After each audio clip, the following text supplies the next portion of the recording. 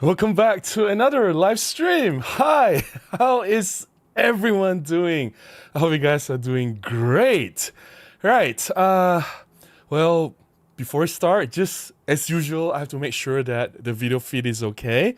You guys can see me based on my monitoring here. Everything looks okay, and hopefully you guys can hear me as well. Hopefully the microphone is working okay. Let me just bring the microphone up a little bit higher, closer to my mouth. Let me know if the stream is fine, if you can hear me okay. There's no problem with audio, there's no problem with video. While I'm waiting for feedback, let me drink some coffee. Coffee first, always. Coffee is life.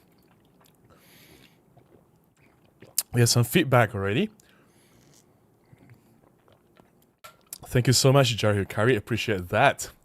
Okay, I will say hi to people first before we dive into the topic. We have quite an interesting topic tonight. And as usual, I will reply to the chats from members first. If you are a member, your name will be highlighted in green and there is a star badge next to your name.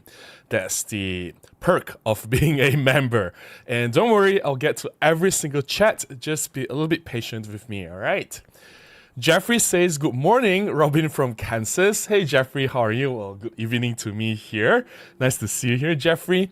Chris says, hey, Robin and all. Hey, Chris, how are you?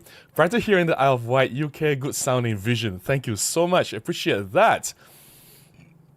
Yumi says, hi Robin, hope you had a great day. I had a great day. It's been a very productive week. I did 2 videos this week. One for a sponsored content.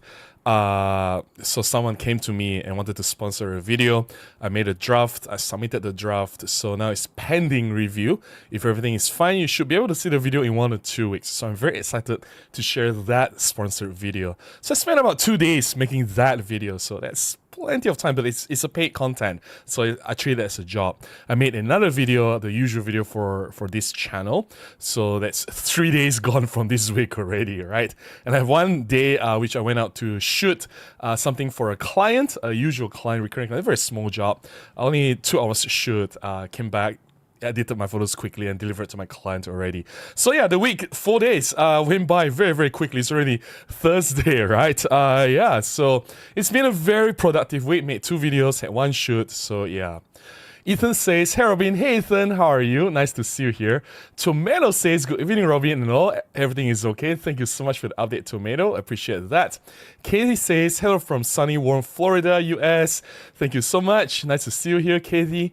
Ethan says, Ethan from 1 Images. I think it is likely they will update it soon. I guess you're referring to the EM10 series. That's the topic for tonight's live stream. Also due to the fact they updated those 2 smaller prime lenses, which I think you're talking about the 17 and 25 Mark II with weather sealing. I do wonder if it will be a different look to it though. I guess we'll only find out when it's actually launched, right? So now it's all speculation and assumptions. John says, good morning from Vancouver, Canada. Hey John, how are you? Nice to see you here.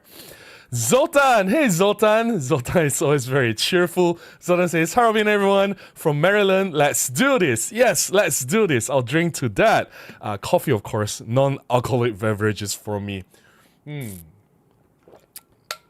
Daniel says, Robin, you are always a straight talker. That's why I keep coming back. Thank you so much, Daniel. I appreciate honesty, and I think it's important for me to be really honest in everything that I do, right? Whether it's my camera reviews or the things that I share in my blog and this YouTube channel, because I believe credibility is very important. Integrity is very important. It takes time to build trust. And if I'm not honest, it's just like that. My credibility is down the drain, and why am I here? Why am I reviewing cameras if people don't trust what I say, right? So yeah. So thank you for saying that, Danielle. Yes, straight talker I am. Being Wolfie says, good morning from Meetup Beach, if that's how you pronounce that. South Carolina, US. Hey, how are you? Squishy says, yay, yay, I guess we are live. Proxty says, Harvin, hey, how are you? Squishy says, hello to you too. Thank you so much, Jari Hukari, for the update about the video and audio. Vabagamuka, good evening, Robin. Good evening to you too. Very nice to see you. Dan the Guitar Man says, was able to make it live again. Well, thank you so much for being here. Appreciate that, Dan. Early in the morning here, but love to make it live when I can. No worries. Appreciate you joining in. Fabagamoka says, audio and video okay, thank you so much. Roger says, good day, Robin. Good day to you too, Roger. Thanks for tuning in. Thanks for the update, Squishy. Prosty says, it is good, thank you so much. Daniel says, OM3 is supposed to arrive today. Exciting day ahead for you, Daniel. Katie says, video and audio okay, thank you so much. Fatih says, I bet they will make an OM10 this year with OM5 internals. I hope there will be some updates. At least we get the human face in eye AI tracking. Somehow that will be great, as well as the face detection autofocus in the sensor, which allows for better autofocus performance, right? Yeah, we'll see. Hey Rippy, how are you? Rippy is a friend that I usually do a lot of street photography with, but Ramadan is coming, Rippy. Rippy says, Harabin, I've started becoming a coffee drinker recently, 1 cup a day though. I think 1 cup a day is fine, and I don't know if I've said this before. A cup of coffee a day makes you a better photographer. Whether you want to believe it or not, Rippy. And yeah, Rippy, and to all my Muslim friends, I guess tomorrow is the last day before Puasa, right? Before the fasting month begins, before Ramadan. So yeah, happy fasting to all of you. I hope are you going to go out for one last spin of street photography tomorrow, Rippy, before Ramadan starts? Jared says, hi from Finland. Hey, how are you? Today is plus something degrees. Wow, snow is melting. Okay, plus 2 degrees. That makes sense. Still very cold though, plus 2. Context, it is 28 degrees Celsius in my room. Okay, I really don't know how to pronounce your name. Herzek says, hello from Hungary, Budapest. Good to see you live, Robin. Good to be seen and very, very happy to be here. And yeah, I hope you enjoy the live stream. Thomas says, hello from Toronto, Canada, not the 51st state and never.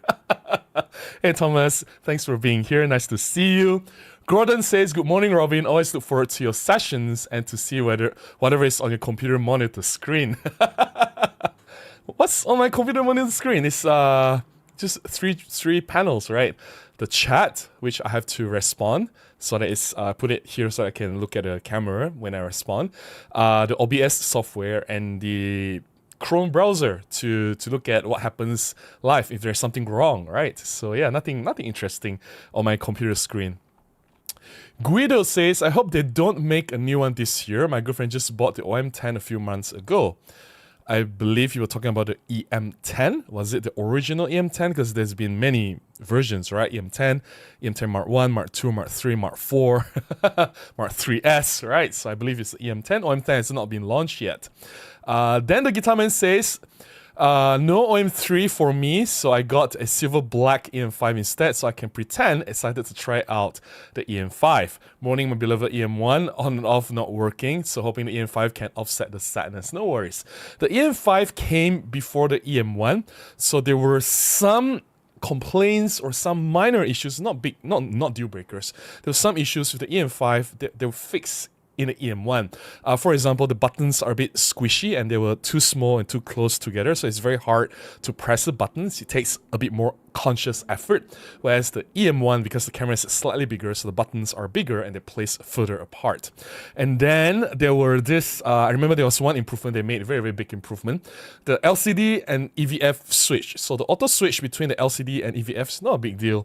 When you place your finger too close to the EVF, there is the proximity sensor to disable the LCD screen, so that it automatically activates the EVF, right? It's very annoying because if you look at the LCD screen, as you put the finger closer to the EVF, it just turns off the LCD when you're reviewing images, right? But for EM1, they fixed this. All you have to do is just pull out the LCD screen and it's fixed. I'm just sharing this tip in my coming shorts, so look out for that. I've been making more shorts. I think you replied or you commented in one of my recent shorts, right? Then the Guitar Man, about the magic OK button. So I'm making more shorts, 30-40 seconds clips on sharing very, very small tips on using Olympus cameras or OM system cameras. So, hey Santix, how are you? Nice to see you again, Santix. Yes.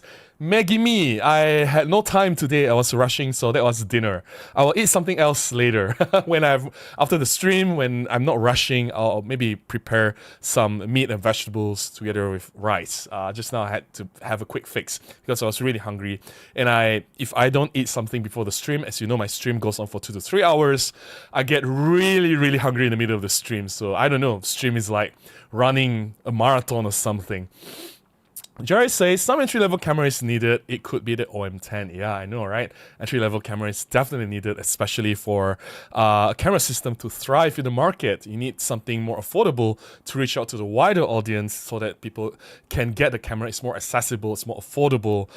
Then people can explore what Micro Four Thirds is all about. Then hopefully they fall in love with it. They love the lenses. They buy more lenses, and then they upgrade to higher-level cameras like the G9 Mark II or the OM1, OM1 Mark II later on down the road, right? But need some entry point. You can't just expect people to dump in $2,000, $3,000 to get the flagship level camera right from the start, right? So yeah.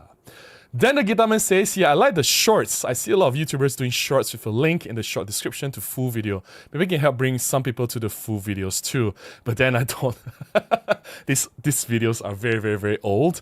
But then again, the description inside there, they're usually some of my coming shorts will have a link, but then that's not the point, right? The point of making the shorts is to drive traffic or get more subscribers, not necessarily to get people to watch the other videos. So yeah, no worries. Hey Gregory, how are you? Belated hello from Katy, Texas. Belated? We just started like 10 minutes ago, Gregory, so we are pretty much very early into the stream. So yeah, audio and video good here. No worries, I'm very happy that you are here. Okay, I'm gonna pause on the chat here. Don't worry, I'll get to everyone. I reply to every single chat. I never miss, I believe, every single week. If I have, I'm very sorry. My mistake. Before I go to updates, let's drink some coffee. I need my coffee to stay functional. So, last Sunday, in case you guys are not aware, I was live together with a few other amazing photographers on Rob Track's channel. And that live stream, of course, it has ended, but the replay is available up on Rob Track's channel, so do check it out. I was with the amazing Peter Forsgard, Emily from Micro Four Nerds. Just love what she's doing, as well as Lee Hoy, the amazing host was Rob Track, so thank you so much, Rob, for making this happen. The reunion or the gathering was a blast. I had so much time sharing certain things that I've not shared before on this live stream here on my channel, as well as on my other videos on this channel. So there were some things that are very unique that actually saved for that particular stream. So if you haven't watched that, I believe it's worth checking in, because not only we talk about Micro Four Thirds products, share our thoughts on Micro Four Thirds, but we also talk about photography, what we do in our photography, and how do we look for subjects or compose or tell stories. I believe there are some things that are definitely worth checking out in that particular video. So if you haven't checked it out, please do watch it later. All right, this coming Sunday, so the one that I was in was part 2, right? There was part 1, which is 1 month ago. So I was in part 2. There's part 3, which is this coming Sunday. Of course, I will not be live again. But this time, it will be other rotation of other photographers, include the amazing Jimmy Chang from Red 35, which I'm a big fan of. I think Jimmy is an amazing photographer. And I do love a lot of his reviews as well. And then, of course, there's Emily Taupin, whom I do love as well. I love watching her macro work. I love her YouTube channel. I think she's growing really well. And yeah, do go and check out this particular stream. And then there's Benjamin Chappell as well, who is an expert in astrophotography.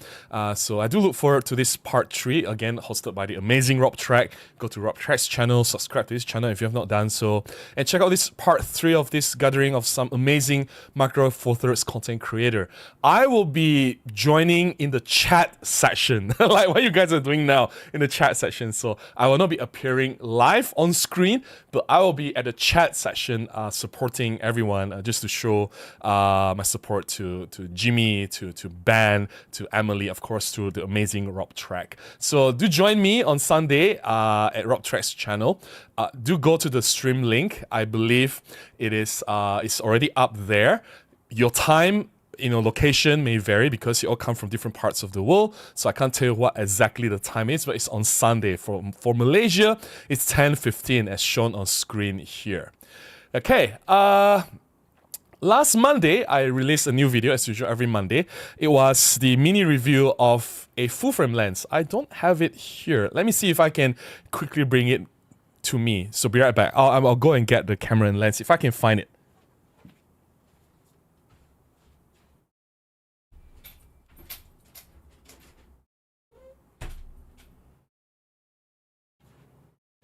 Okay, I am back. Let me just make sure that everything is in place before I activate the camera. Okay, so it is this lens. Let me see if I can remove it. This is a Nikon, so it rotates the different ways. Sometimes I get confused because once you rotate the lens, Micro Four Thirds and Canon, it rotates one way. Nikon is the one that rotates the other way. So Nikon is just trying to be different. So this is a tiny lens. Look at how tiny it is. This is a full frame lens. It covers the full image circle of a full frame image sensor. And yet, it is so small, so compact. It's made of full metal construction. This is an ultra wide angle lens. It's 7 Artisans 18 f5.6. And I think it is a fantastic lens. Of course, being a budget lens, it's only $89. It does have some flaws. It has some really weird pincushion distortion, which I haven't seen in any wide angle lens before. Usually it's barrel distortion, right? And the extreme corners are not doing very great. There is heavy vignetting and corner softness. But if you stay at the center of the frame, the image quality is actually quite good. It's very sharp. I have a lot of contrast. Image quality looks really good as long as you stay at the center of the frame. And it's only $89. It's full manual lens, but it's fixed at f5.6, so you don't really have to control the aperture. So you only have to control the focus. So it was on, wait a minute, where's the red dot? So I tested it on my Nikon Z5. It's a fun lens to use. I thought for $89, why not? It's a guilt-free purchase. And for those of you who want to spend a little money on ultra-wide-angle lens, not many people use ultra-wide-angle lens. I think 24 is plenty wide enough for most photography. So if you want something wider just to play around with, I think $89 for this lens, why not, right? It's still a fun lens to play with. So that was on Monday. Check out the video if you have not done so. I thought it was a very, very fun video for me to make. Okay, I think that's pretty much it for the updates for this week. As I mentioned earlier, the entire week I've been busy. I made 2 videos, one sponsored content. So the sponsored video, if everything gets approved, will be published in 1 to 2 weeks' time. I can't talk about it yet, but if everything goes well, you'll see it. And I'm very excited to share that sponsored content with you guys. And one usual video that I've made for this channel, which will be published in the subsequent weeks. And yeah, I have one job, so that's basically 3 to 4 days gone. And it is only Thursday for this week, right? It's been a very, very, very productive week. This weekend, I also have a shoot in a hotel. It's a private function, and I'll be staying at that hotel as well. So it'll be in Kuala Lumpur, so I'm not going anywhere far, right in the middle of the city. So yeah, it'll be an entire full week of me working. But the cool thing is, after the shoot, I get to enjoy the stay at the hotel, enjoy the facilities of the hotel, and we extended the stay. So all is good. So after a hard, long work week, I do get to rewind and refresh and recharge at the hotel. So I really, really look forward to that. I need at least just half a day of relaxation and not to think too much about work. So looking forward to that. And then I'll get back to my place and I get ready to catch the live stream on Rob Track's channel with all the gatherings with the amazing Micro Four Thirds content creators, right? Jimmy Chang, Emily Taupin, Benjamin Chappell, and amazing Rob Track, of course. So yeah, that's it about my updates. So Before we talk about the topic for today, let me remind everyone that I have enabled membership on this channel, so you can support me by joining as a member with just the price of a cup of coffee. You can get some really cool perks. You have early access to all my new videos. You get to see my videos 24 hours before everyone else. We only have members only live streams every month, one video per month, where you get to chat and interact with me a lot more intimately. And we also have parties for responses to comments. So if you comment on my new and old videos, I will prioritize my responses to your comments first. And if you come to live streams like this one, I'll of course reply to your chats first before everyone else. I have taken down some older videos because these videos were not performing well. I don't want the algorithm to be affected. I want YouTube to continue to push my new videos to a wider audience. So because of that, I've taken down the older videos. And some of these videos, they talk about tips and tricks on composition, on black and white photography, how to get sharp images, doing macro photography, as well as some POV street photography. So if you want to check out these videos, those videos, they were not performing well, you can join as a member. You have full access to these videos. There are other ways to support me besides being a member. You can also buy me a cup of coffee using this link, or you can contribute directly to my PayPal. You can also buy from my affiliate links from Amazon and B&H.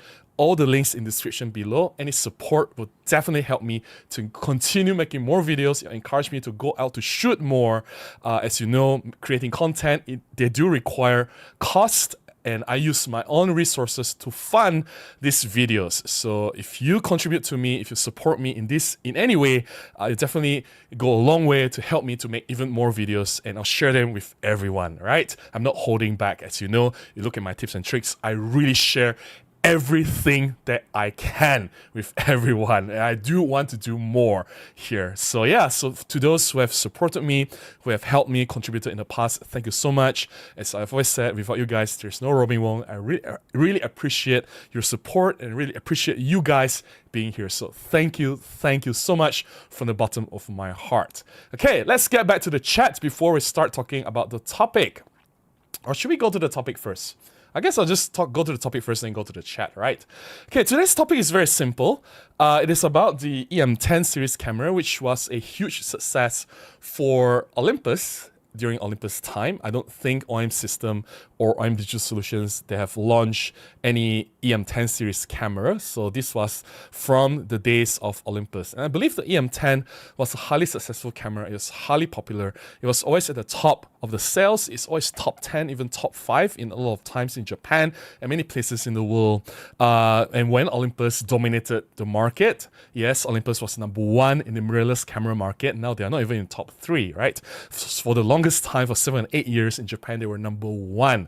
And EM10 was one of the cameras that helped them to get to that number 1 position. I'm not kidding. I work for Olympus, so I know all this data. Feel free to challenge me if you have other evidence to prove me wrong or otherwise, right? So that's why I know EM10 was a very important camera for the company. It brought them a lot of sales and revenue, and with this money, it helps them to fund the R&D for future projects or product development. And yeah, I believe this EM10, and it's about the right time for OM Digital Solutions to bring the OM10, especially now in the year 2025, more than ever. They've been around for 4 years now, 4 or 5 years, since 2021, I think 2021. So they've been around for about 4 years plus, and they've launched nothing but high-end cameras like OM1, OM Mark II, and now the OM3, right? I'm not going to even talk about the OM5 because that's just a rebatch of E-M5 Mark III. They basically put zero effort in that camera. So OM5 Mark II, of course, I want that camera to come as well. But I think now that they've launched the OM3, the OM10 is more urgent than the OM5 Mark II, because OM5 or the OM5 Mark II, that is still a mid-tier camera. It's not going to be cheap. It's going to be priced higher than ever because now everything with the inflation and with all the latest tech and everything, yeah, things are just going to get more and more expensive. But I think they still can keep the OM10 at the lower price bracket, sub $1,000 or maybe priced at $999. Yeah, but the camera, why EM10 series work, or why OM10 will sell well, because it checks all the right boxes and all the right feature set, being a camera that is truly small, truly compact, and yet it's robustly built. It still has metal construction. It has amazing handling. I gotta say, the handling is better than the OM3. I'm not kidding. You can hold the OM3 and the EM10, any of the EM10 cameras side by side. You feel that this EM10 series camera has better handling than OM3. So it has very good handling. It has dual dial control like a DSLR. It has built-in image stabilization. The first generation has 3-axis from EM10 Mark II, Mark III, Mark IV onward. They have the 5-axis image stabilization. It has built-in electronic viewfinder. It has a tilt screen. Hopefully they maintain the tilt screen for photography's sake. Yeah, it just works, right? It has like really fast autofocus. It has basically the same image quality as the flagship at that time. So EM10 has same image quality as EM1. EM10 Mark II has the same image quality as, of course, EM5 Mark II. But yeah, and I hope they update to the latest sensor if they can. If they cannot, it's fine to use the old sensor. But I do want them to update the autofocus because yes, autofocus was fast, it was fine. I can still use this for my street photography, nailing critical moments, no problem whatsoever. But having an updated human face and eye tracking, it may not be the same algorithm as the one that is used in the OM1, OM1 Mark II, but having maybe at least the one that is used in the EM1 Mark III, that would be appreciated. And maybe fine-tune the algorithm to be a little bit more efficient because the human face and eye detection in the EM1 Mark III is actually quite good. It's not bad. Not as good as the OM1, OM Mark II, nowhere near what the Sony and Canon are doing. It's way behind. But if they can put in the EM1 Mark III's human face and eye detect autofocus and improve it a little bit, I think that will be a great addition to this EM10 series camera. Other than that, the camera is perfect by itself. It just needs the latest autofocus. It just needs maybe improvement a little bit there and here. And I think it's going to be a fine camera. Just hopefully they're not going to sell it too expensive, and hopefully they're not going to nerf it too much. And yeah, I just want to see something affordable, something newer, with better technology, with the latest technology coming out from OM Digital Solutions. And hopefully they learn from the mistakes. Don't use micro USB, use USB-C. I hope they learn from the mistakes that, last time White EM10, one of the biggest complaint was that it doesn't have microphone input. I hope they include microphone input, 3.5mm jack. I hope maybe they don't have to put in the audio monitoring. If they can fit in the audio jack for headphones, that would be great, but that's not necessary. But I think the audio in is extremely, extremely important. They should not skip that. And hopefully the image sensor will have face detection autofocus itself, because look at Fuji, look at Sony, look at Canon. Everyone has mid-tier or even their lowest level camera. The entry-level camera has face detection autofocus. Why can't Micro Four Thirds have that? I think OM system and Panasonic should include face detection autofocus. I'm not talking about human face, I'm talking about PHASE, which is the same autofocus that was used in DSLR time, but it helps with tracking moving subjects more effectively, especially for video, right? Not just for photos, still photos, but for video as well. If that can include the face detection autofocus in the image sensor in their coming OM10, that will be amazing. I will get one. I am not kidding. And in fact, I'm more excited on getting the OM10 than the OM3. Though looking at OM3, it's bloated with a lot of things that I don't use. I don't need 120 frames per second. I don't need the bird detection autofocus. I don't need the Pro Capture Mode to have like such a fast burst rate. I don't need a lot of things. I don't even use handheld higher shot. And I think the live ND feature is a gimmick. If you ask me, it's stuck at live ND. The ND feature is stuck at 64. I was shooting waterfall just yesterday, testing a sponsored product. 64 is not enough. Give me ND 1000, then we talk. I'm not kidding. It's like, I can't even do anything with 64 in hot Malaysian sun. Do you know how bright it is out there? Anyway, like I said, I don't need the live ND. I don't need the star sky autofocus. I don't need all this crazy fast burst or stack BSI sensor, right? Just give me a robust face detection autofocus, PHASE, with the human face and eye tracking, or AI, in the 20 megapixel sensor, in the old one. I'm sure they can update the programming, update the algorithm. That will be a killer. That I will go for the OM10 instead of the OM3. I mean, look at the design. It's so beautiful. It's still so beautiful. I think it is a fantastic camera. I don't mind paying for an upgraded version, provided it's about $999, right? Don't make it like over $1,000. That will be crazy. And it will be the direct competitor to, say, a Nikon Z52, as well as the Fuji XM5. Think about it. The XM5 and the Nikon Z52, they have gained a lot of traction. They have gained a lot of hype and attention across the market, and SM5 is popular. If you look at the pre-order data everywhere, it is one of the popular cameras. So why don't Micro Four Thirds tap into the market, right? And I think it doesn't have to be smaller than SM5 because SM5 is lacking several important features. It doesn't have electronic viewfinder. It doesn't have 5-axis image stabilization. That's where this OM10 is going to come in and kill the XM5, and I think it can do it. What do you guys think? As usual, this live stream is open-ended. There is no like a final conclusion of who is right, who is wrong. Yeah, it's open for suggestions, and I want to hear your ideas. Do you agree with what I said, or do you have any other things to add? Yeah, I want to hear your thoughts about EM10. If you've had the experience shooting with EM10, let me know if you like the EM10 series camera, or do you think it will be a mistake for OM Digital Solutions to make an OM10 camera? Let me know. Before I get to the chat, let me drink some coffee.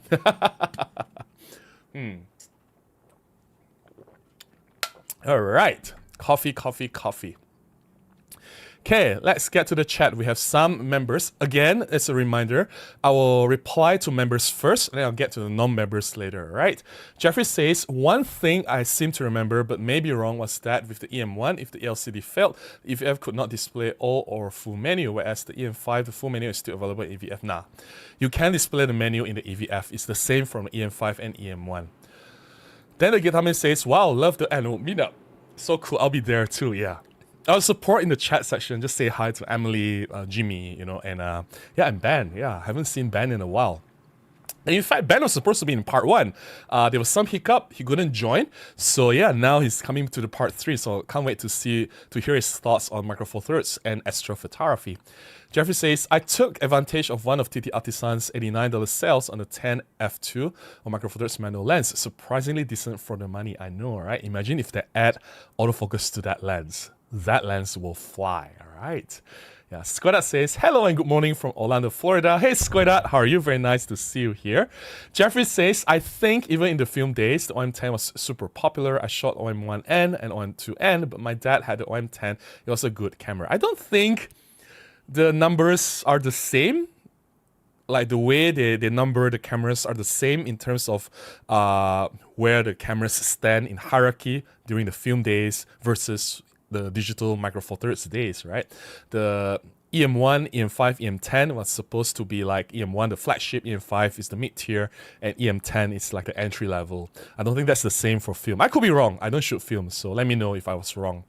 Jeffrey says, I'll be tickled to see EM1 Mark III's ability inside an updated EM10 type camera, OM10 labeled perhaps. Yeah, that would be great, right? The human face in eye detect. I know it's good, but it's not really there yet. I think it needs a little bit more fine-tuning, especially when it comes to programming. It's all just software, right? I think they can do it. Then the Guitarman says, I would love to see a modern, updated, affordable option. Yes, I know, right? Yeah. You guys are talking to each other, no worries. Robin, as far as live ND, I wonder if they are concerned with people shooting with the sun in frame too long. It's not an usual ND, so damage to sensor might occur, just a guess. I don't know. Maybe that's the cause. Yeah. Anyways, maybe this doesn't have enough computational power at this moment to process beyond ND64. And I think ND64 is just too limiting, especially if you're shooting like, you know, waterfall in harsh sun, right? I can't get down to more than 1 second, and I need like 2 to 3 seconds to really smooth the water, right? So yeah. And if I need to do that, I'll go to like F16, F22, then what's the point of using an ND filter? So yeah. AJ Cooper says, hi Robin everyone, hope all are well. Sorry I'm late. No worries, AJ, we are just 30 minutes in. You are quite early. I'm just glad that you are here. Let's get to the non-members chat. Old Foggy says, hi Robin, which lens works best with image stabilization feature? Every single lens works best with image stabilization. What are you talking about? Any lens that you attach on Olympus camera body, the image stabilization is on the camera body. The 5-axis IS is built onto the sensor. So whatever lens you attach on the camera, it will work. Yeah, it works fine. I've tested so every single lens that Olympus had made, right?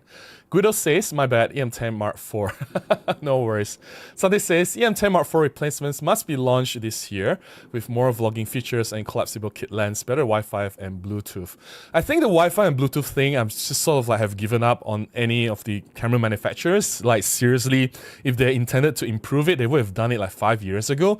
We are not at the age where Wi-Fi and Bluetooth connection is like difficult to make, right? It's just that they don't put enough effort in it. So I can sort of like ignore that, but just the other things that I need from the cameras, like image quality, you know, autofocus, handling, all those things, hopefully they get it right. They don't ignore any of these things, right? So yeah, I'm doing okay. Been very productive this week, very, very busy, but getting a little bit exhausted, but I think I'll be fine. By the end of the week, I'll have a little bit of rest, so they'll be okay. Looking forward to that. Thomas says, a lineup of OM1 3, 5, 10 makes perfect sense. The lower the number, the better the model. Kind of like giant mountain bikes, giant Trans 210. I think they're just following what Canon is doing, right? Like it has always been the same. Like 5D, 1D, 6D, 7D, right? 1D is the highest flagship, then 5D is the mid tier, and then 7D, and then the 400, 40D, 400D. Like the bigger the number, the lower the level the camera is. Yeah. Lip Gloss Eater says, good evening, Robin. Good evening to you too. How are you? Do you think we'll get a weather sealing with OM10 if they do launch this? I don't think so. I think weather sealing is safe for OM5 and higher cameras, OM5, OM3, OM1. And it makes sense that they don't include weather sealing to keep the cost down. And it's not like we don't have options for weather sealing anyway. There are so many other cameras with weather sealing capabilities. Yeah, EM10 Mark IV replacement that can replace G100D. Make sure that if it might in, it must have USB-C. Yep, I just mentioned that. Maurice says, hello, Robin from foggy San Diego this morning. Hey, Maurice, how are you? Nice to see you here. Lenny the Land says, hi, Robin, hope you are good. I'm doing quite okay.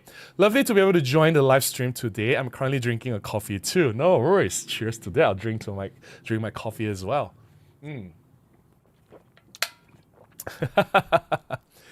Zoltan says, I watched your up track Sunday and your story about how you become the Olympus ambassador with your picture you took with the boy holding the butterfly was great.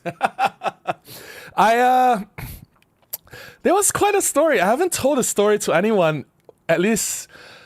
The story is not a secret. Those who were there from the beginning would know, but that was so long ago, right? The photograph was taken in 2010, and my YouTube was started in 2019. So it has been 9 years since the photograph was taken, and I was an Olympus ambassador in 2017. No, I think you got confused with the story. So that photograph sort of opened doors for me to be hired by Olympus to be their employee, not ambassador. So I joined as a product specialist in 2013. So yeah, so I started my YouTube video in 2019. So the photograph was taken in 2010. So there was like a 9-year gap between that photograph and when I started my YouTube channel. So when I started my YouTube channel, there was like a photograph that was taken 10 years ago. So I don't talk much about that, or I don't even remember about that photograph anymore until when Rob Track started asking, hey, can you guys share one photograph that has a really cool story that you're really proud of? So I immediately thought about that photograph and why that photograph was important. So let me see if I can bring up that photograph just to quickly summarize what was being said. If I still have that photograph with me somewhere. It's not here anymore. I don't think it's here anymore. Anyway, let's not make things too complicated because I've arranged this stream in a certain way. If I move things around, things are gonna get messed up. So yeah, so that was quite a story. And thanks for tuning in, Zoltan. Really appreciate that. Prosty says, looks like the Olympus 25. What looks like the 25? Chandro says, hi Robin, many greetings from Berlin. Hey Chandro, how are you? Good to see you here. EM10 Mark IV replacement with 18 f4 body cap lens or super pancake with autofocus. I don't think they want to make any pancake lenses. I don't think they are looking into that direction. But what they can do is they can update their current prime lenses. So they already have the 25 f1.8 and the 17 f1.8. I hope they update their 12 f2. 45 f1.8 and 75 f1.8, all of them with weather sealing and maybe a little bit of improved optics. That'll be great. Yeah, Michelle says, hi Robin. Hey Michelle, how are you? Nice to see you here. Let's get to the members chat. Jeffrey says, oh, you guys are talking to each other, no worries. Gregory says, the numbers are not the same. The film M10 was a plastic aperture priority auto. Okay, shutter controlling via Clergy Athlon dial. Aim at consumers, my mom. Okay. Jeffrey says, you're right about Live ND64. I've had to add a dark polarizer with ND3 and ND6 to really utilize it, so I have to agree with your critique. Like, if I have to use physical ND, right, why don't I just slap an ND1000 on it? Right? Or stack multiple NDs to get the effect that I want. If I need to use physical, then why do I need that live ND? And honestly, the physical ND, it has no limitation. Like, my aperture is not limited, my ISO is not limited, all these other things are not limited, right? So yeah. So Chris says, OMD said then they were concentrating on higher end. OM10 is probably not a high priority, but the range needs a proper entry level like the OM10. Yeah, I think we need it for a healthy system, right? In order to encourage more people to come into the system, you can't just expect people to pay $2,000+ to get an OM3 and OM1 Mark II, right? I think it has to be something in the middle or something lower than $1,000. Hopefully it can be $700-800. I think when EM10 was launched, it was like $799. It was $699. It wasn't even $799. It was $699 body only. So if you can find something like that, I'm not asking it to be $699 now. If they can put it at maybe $899 for the year 2025, they'll be great, below $1,000, like, to encourage more people to come into the system, experience how amazing Micro Four Thirds lenses are, and hopefully they upgrade it along the way, right? So yeah. Jeffrey says, in film days, the number was not really indicative of pro versus non-pro. Yeah, that's true. When I had the OM4T Black, it was the top camera, OM10 was the consumer level. That's true. Jeffrey says, also OM1 and OM3 film were mechanical shutter, and OM2 and OM4 were electronic. Oh, interesting. I didn't know that. Gary says, in the early 80s, the OM2 was the flagship. I did not know about OM3 and 4 until I heard about them on Rob's channel. Okay, that's interesting. Yeah. I obviously have no idea about the film world. It's like an alien universe to me. Jerry says, OM system could also make updated versions of 918 f4 to 5.6. They updated the 9 to 18. The 9 to 18 Mark II. I think they launched it last year. So I don't think they're going to update it anytime soon. And 17 f2.8 with better autofocus. I don't think so. I think the Pancake lens was the first generation Micro Four Thirds lens. It was launched together with EP1. And that lens had just too many issues, not just autofocus, but in terms of optical performance and everything else, it has a lot of problems. And it may not even represent what a true Micro Four Thirds system can do, because I think the optics were not really optimized in a lot of ways, right? I think it was rushed to be launched together with the EP1. They want something truly small, truly compact to show what Micro Four Thirds can do, but it may not necessarily be ready to be launched at that time. So that's why that lens has had a lot of issues. Michelle says, hi Robin, we need a new OM10 with specs of OM5 and USB-C.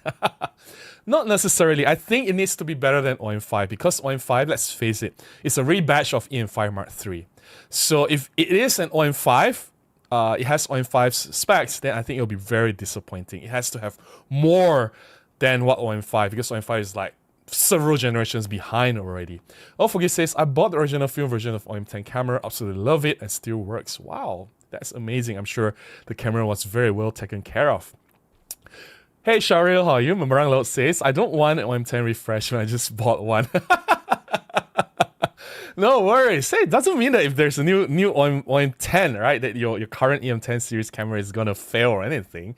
Was it EM10 Mark II, right? Remember, we were talking separately before this. Thomas says, EM10 Mark II was and still might be the best budget street photography camera.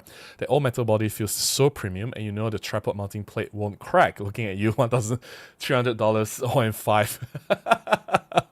That's just kind of sad, right? Looking at the OM5 and its flaws. And the sad thing about OM5 is that problem with the tripod mount issue was already existing in the EM5 Mark III. When they went into the OM5, they did not even bother to reinforce or fix the existing problem. They were aware of it and they did nothing to address the issue.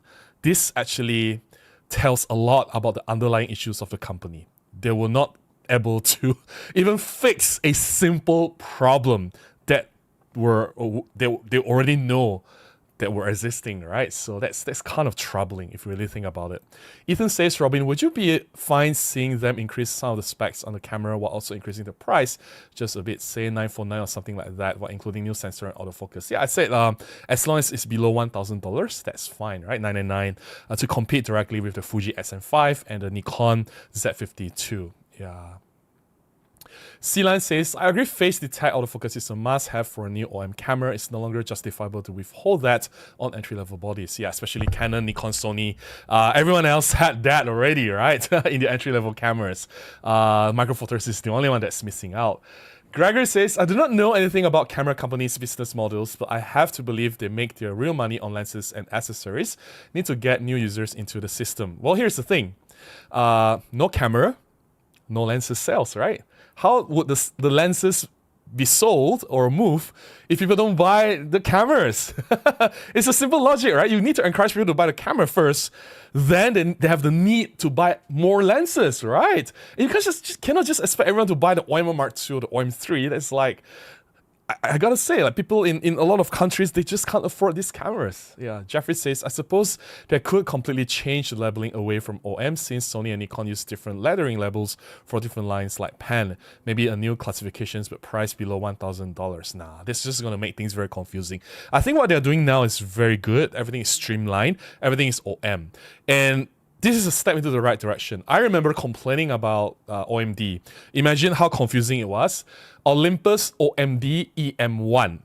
Olympus OMD EM5 Mark II. Like, that's a mouthful. Why are there so many alphabets and letters, right? So now they just simplified OM system, OM1. OM system, OM3. OM system, OM5. OM5. It's just so easy, so simple, right? So to create a new classification or new line is just going to make things more complicated like what it was previously, right? So staying where they are now, like OM1, OM3, OM5, OM10, I think that's the right strategy. Yeah, Chris says, also they need to update the other f1.8. Yes, 45, 75, 12. I said this just now. We need those lenses, especially 75 f1.8. Like, I love that lens so much. Or 45. If they have the 45 f1.8 with a SIP, I'm just going to buy it immediately. No questions asked, all right? Yeah, because that's the lens I use most. All my main videos on my main channel, if you look at my long form videos, most of the videos were shot with the 45 f1.8, my talking head shots. So yeah. Gregory says, OM2 had the same shutter mechanism as the OM1. OM2 had electronic shutter timing control using real time of the film metering to release the second curtain. Revolutionary at that time. Yeah, I guess Olympus was capable of some really interesting innovation and tech, right? Which is, yeah, they do things a little bit differently from other people, and they always find ways to do things, whether keeping things smaller or more efficient, or just doing things differently, which makes them stand out from the crowd. Yeah, Gary says, shutter jamming was a big problem that they fixed with the end versions. Yeah. Right, and after buying a bunch of lenses, new body is an instant upgrade for all of your lenses. Exactly, yeah. Okay, let's get to the non-members chat. Ethan says, I have an EM10 Mark II. Amazing, amazing. I think it's a great camera. Gary says, I just purchased a Mark IV, so I'm sure an update is about to be released. But Mark IV was launched when? EM10, let's see, EM10 4, was it 5 years ago, 6 years ago? It was launched in 2020, so it was 5 years ago. So yeah, I think it's about time they launch one. Yeah. Juliet says, hi, hey Juliet, how are you? I shoot 75% street and everyday shooting and 75% wildlife and birds while on vacation. That's awesome. This is a gap I want to fill. In the same case, would you consider the OM3? No. I think, well, it's the same. I have nothing against OM3. I think it's a beautiful looking camera. It's the same reason why I didn't buy the Pen F. I just don't think the camera is for me. I prefer a camera with beefy grip. Sorry, this is a Nikon camera, but still the same philosophy applies, right? The same needs that I have for the camera. I need this grip. This grip, this hand-holding grip is very, very, very important to me. Even EM10, it doesn't have the big grip, but look at how nicely it was designed, how nicely my fingers rest on it, how comfortably it rests on it. It just feels natural. It feels comfortable. Handling is very important to me. And having tried the OM3 for like half an hour, doing that quick impression video, if you haven't watched the video, Juliet, I suggest that you do. I just feel that is not for me. Handling is a big thing, very, very, very big thing, because every time you use the camera, you're gonna encounter whether it's a poor or good handling, right? So I just can't live with it. Ethan says, I was using that last night with an adapter and Olympus 50 f1.4 film lens. Really worked well and looked sharp. I'd like to see them up the quality of some with metal body again and then up the price to $949. Yeah, I hope they do that. I need and I don't mind. I understand construction is important. I understand that we prefer the camera to have metal body, but OM5 doesn't even have metal body. So I don't think logically OM10 is going to have metal construction, since OM5 doesn't have it. I'm okay with plastic construction as long as it's high-grade plastic. I am an engineer. I work in construction sites. I wear safety helmets. We never complain that our safety helmets were made from plastic. So if anything happens to us, we never wish, hey, we want metal helmets. Nobody said that ever, right? So if plastic is good enough for safety helmets that's designed to protect our head from accidents in construction sites, I think having a high-grade plastic in a camera construction is fine. To me, it's fine. No problem whatsoever. Serafin says, good morning from Orlando. Hey, Serafin, how are you? Nice to see you here. Gary says, confession, I enjoyed the GM1 so much, I found the GM5 at a good price. Yes, I love the GM1. If only I can find a GM5. It's just impossible to find now. I bought one before and gave it to a friend. I don't regret doing that because that friend obviously enjoys the camera very much. He needed the camera at that time. It was in a very good use. But yeah, I do think that GM1, GM5, they're excellent cameras, and Panasonic should definitely update those GM series camera. But I don't think they will, because I talk about how amazing the GM5 was. And I don't know if you remember this drama, the Panasonic marketing person from US sent me a long letter telling me how I don't know how to have fun using a camera. So that was in a rebuttal to why GM5 was not as good as the S9. I was like, what? Really? So I think because of that, we're not going to see those GM cameras coming back anytime soon. Yeah. No worries. No worries. My sister missed a chance with me. Nah. They still have plenty of chance. Just give them a bit of time. I still have faith in OM Digital Solutions.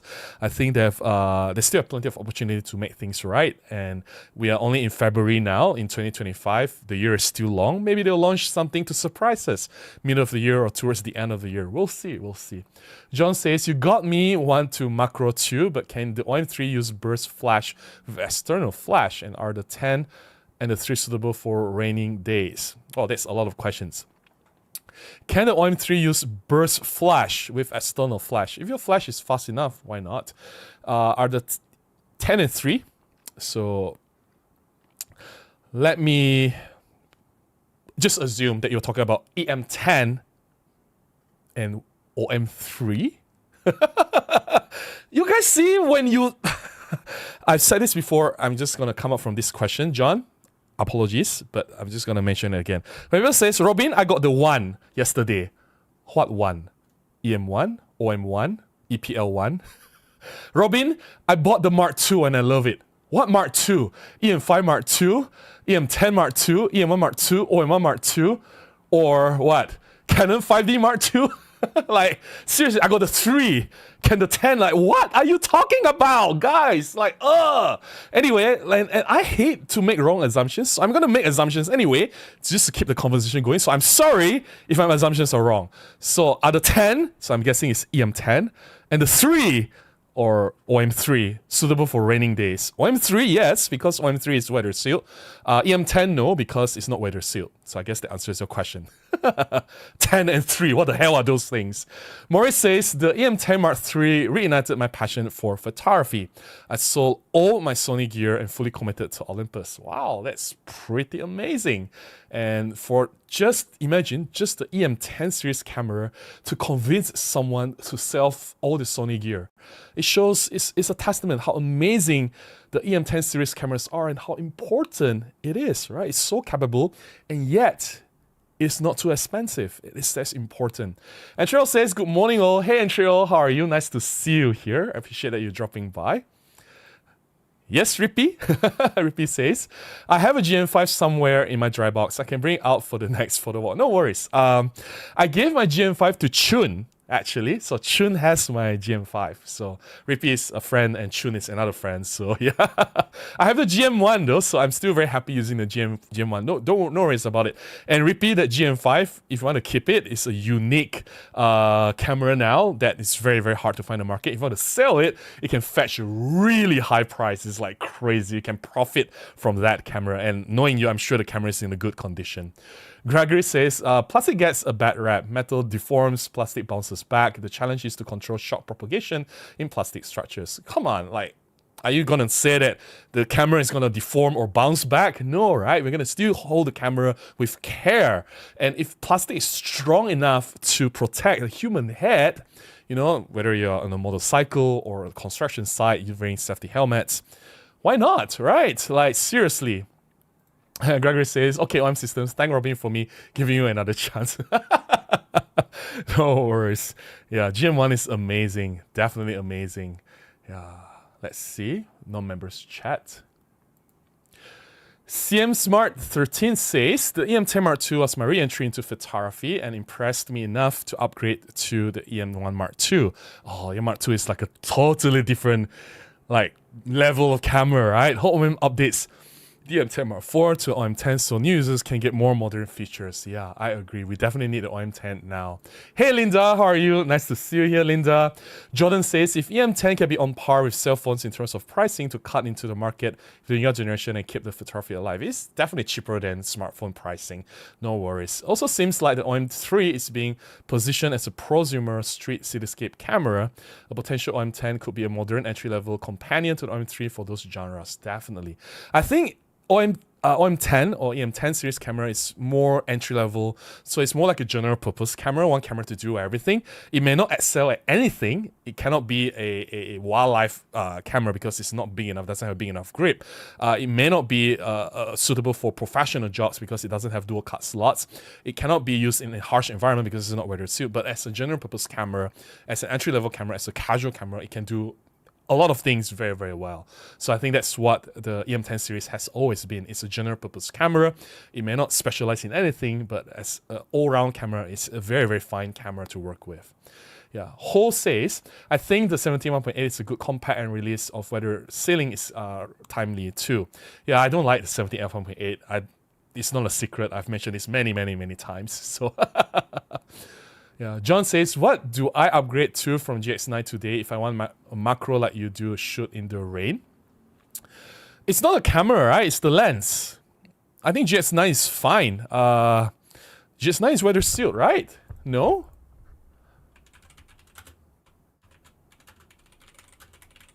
I believe GX9 is weather sealed. No? Yeah, GX9 is weather sealed. Is Panasonic GX9 weather sealed? Yeah. So GX9 is weather sealed. So get, say, Olympus 60 f2.8, which is a weather sealed lens, and you're set to go. No worries. Quiz and Pop says, Olympus Mark II cameras, EM1, EM5, EM10 is unmatched for build quality and form factor. Okay. Lelon says, I don't know if it has been said before, but both OM5 and the EM10 Mark IV basically must be updated soon because micro USB cameras can no longer be imported into the Europe. I don't even know what they're doing. So I think it's the right time, right, to update the OM10 or EM10 series camera. Steve says, I love my EM10 Mark IV because I've learned so much to the point where I've realized its limits. But that's what I love about EM10 Mark IV. If I would have bought a higher end camera, it would have increased. Let's see if you have a continuation. The learning curve of the 3 years of use, I stepped up and ordered the OM3 thanks to the OM10, EM10, I guess. Yeah. Roger says, Robin, is it still worth buying the 1250 macro if one can find one that is in a great condition and price? I know you have a review on it on your YouTube collection. I think it's a great camera, lens, as a kit lens, but I'm also curious what lens do you have?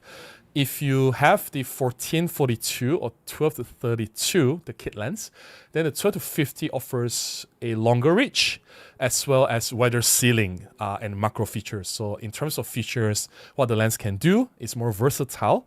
It can do macro, it's wider sealed, right? It has power zoom as well. Then, of course, it's an upgrade compared to, say, 14-42 and 12-35. But if you have the 12-40 Pro or Panasonic 12-60, then maybe you can skip on the 12-50 because it's still a budget kit lens, right? So in terms of optical quality and what it can do, doesn't really offer much compared to 12-40 Pro or 12-60 from Panasonic. So yeah. John says, thank you, sorry for the shorts. Chat characters are limited. Nah, you can type multiple parts like what other people are doing. Burana says, good evening, Robin and all. Good evening to you too, Burana. How are you? Razi says, I ditched my Fuji and went back to EM10 Mark IV and EP7. They should update this camera. Do you agree? I think the EM10, yes, one thing at a time. But I think the the Pan series will be a little bit hard to justify at the moment. It'll be great for them to update the Pan series. I want to see them update the Pan series. But I think most likely it's the OM10. Yeah, that's the more logical step forward, right? Rippy says, I recently got a GX9 and as far as I know, it is not weather sealed. It just said it's weather sealed. Really? I thought GX9 is weather sealed. Let me check again. Is Panasonic... Why did they take the weather sealing away? That's not a very wise decision, right? Oh, it does not. Okay, GX8 is weather sealed. Okay, that's interesting.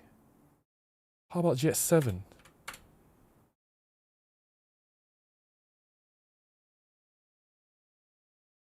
That's interesting. Why did they take it away? It doesn't make sense. So I guess for the person asking about getting the camera to shoot in the rain, any weather suit camera can do, right? GS8 or G9 or EM1, EM1 Mark II, EM1 Mark III, EM5, EM5 Mark II, EM5 Mark III. Any camera that's weather suit you can shoot in the rain, no problem. Yeah. Gillette says, Robin, you're right. The GM5 is so unique and tiny. I take it with me everywhere with the Panasonic 15 1.7. I bought it for $250. That's a steal. Sometimes I think of selling it just to make a huge profit. No, I'll keep it. I think your profit will be in the forms of the images that you make with the camera. Those photographs will be what you call that? Invaluable? Is that the right word? My vocabulary is not working tonight. So yeah, your photographs taken with the GM5 will worth a lot more than what you get selling the camera in the market. So yeah. EM5 Mark II with a new sensor. Can you add a question or a statement to that? I don't know what you want to say, DY Vision. EM10 is great. Yes, it is. No worries, Roger. I appreciate that. Okay, I'm gonna put a pause here because it is 1 minute past 11. I'm gonna drink some water to stay hydrated, and then we will go to share the first set of photographs. We have about 141 people watching now concurrently, which is amazing.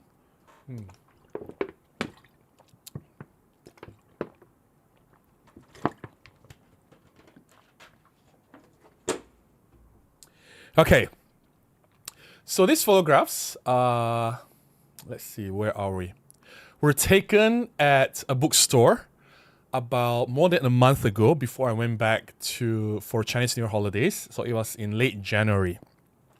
So yeah, about a month ago. I think Raja and Raputra, if you are still here, Rippy, you were there as well. It was the launch of my friend's book.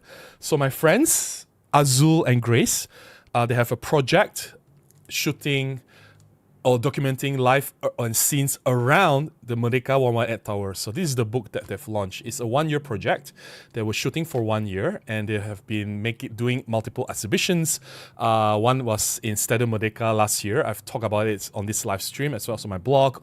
And this is one of the deliverables or the final product of that project, which is a black and white printed book. So that event that I was shooting at the bookstore was the launch of this book, Under the Shadows of Merdeka. So it's in all black and white. You see, so both friends, it's a collaboration between Azul Adnan and Grace Ho, two amazing photographer friends that I know. And yeah, so I was there at the launch of this book, and I took the opportunity to photograph the event. So I shot photographs for my friends. So enough about the book. If you want to check out the book, or if you want to buy the book, do contact Azul Adnan. So he's a friend. Right, so these photographs were taken at the bookstore. I used the OM1. I can't show you my OM1 because the OM1 is the streaming camera now. You're looking me through the OM1 and the Panasonic 15 1.7. So I had the OM1. I had 4 or 5 lenses with me. I had the Panasonic 9 f1.7. I have the Panasonic 15 1.7. I had the Olympus 25 f1.8, 45 f1.8, and 75 f1.8. And I used all lenses for this shoot. So here are the photographs. This was the bookstore. It was so tiny, so cramped. I think it's not meant to fit that many people. During its peak, I counted there were about 40 people at the same time in the bookstore. And this was just in front. There were people behind me. So now it's fine. This is Riwayat bookstore near Masjid Jamek area, downtown in Kuala Lumpur. The lights, as you can see at the top, at the ceiling, were still turned on. So this was okay. It was well lit. But during the presentation, because the projector wasn't very strong, they actually turned off the lights and it became low light. So there were a few challenges shooting this particular event. One is low light, which is okay. I think it's fine because I have f1.8 lenses to counter the low light. So generally the photographs came out okay, though the colors could be better. Nothing much I can do. But what I was really not happy with this shoot was that I was stuck at one position. So because it was so cramped and it was basically packed to the brim, right? I had zero movement, or I have no way to move at all. And if you know me, I've always said that if you want to take good event photographs, you have to move. You have to move to the left, to the right, if you go front, to go far, go near. You try different angles to get different variety of shots, different composition options, different creative framings that you can get from shooting from different positions, right? And I cannot do that. I was basically stuck at one position. So that's the biggest challenge that I had, but I guess that's real life photography to you, right? Not everything will work in your favor all the time. Challenges will definitely come and you have to deal with the problems there and then. So it's not a paid shoot. I volunteered myself to take photographs for Azul and Grace. So I have submitted my photographs to both Azul and Grace, and they have both used these photographs in their social media. So here are some photographs that I've taken. So this was before they turned off the light. This was also before they turned off the light. This person represents the bookstore. So the bookstore actually helped publish this particular book. This is a Riwayat bookstore. This is when the light is already turned off. That's Azul Adnan talking about how they secured the grant for the project. So this project was also sponsored by Merdeka 118 Ventures and Think City. So 2 different entities actually sponsored and funded the entire project, which included the publishing of this particular book, as well as several exhibitions. I think there's still going to be one more exhibition coming. So expect to see more Azul and Grace coming in my photographs in the future. So yeah, so you can see at the top, the lights were already turned off. And here, wide angle shots is fine. I can get away with ISO 800, 1600, no problem. I don't need very high shutter speeds. But as I move on closer, if I use longer lenses, like this particular, not this, the previous photograph, this was shot with the 75 f1.8. Then definitely I need at least shutter speeds of about 1/200 of a second, at least to freeze the motion, because Azul is moving, right? The presenter is moving a lot, so I need a little bit of high shutter speed. That's when I need to boost up the ISO to 3200, and most of the time I was using 6400 just to get fast enough shutter speeds. So this was OM1 with 75 1.8. This was the 9 f1.7. And this was, I believe, 15 f1.7. Yeah, the Panasonic 15 f1.7. The light was already turned off, right? So some tips on shooting events. If you have people presenting, make sure you capture the gestures, the hand gestures, or if they're pointing at something, there's some action. That's where you can get some drama or something interesting in your photograph, instead of just them standing there doing nothing, right? Looking at the crowd, not doing anything. So yeah.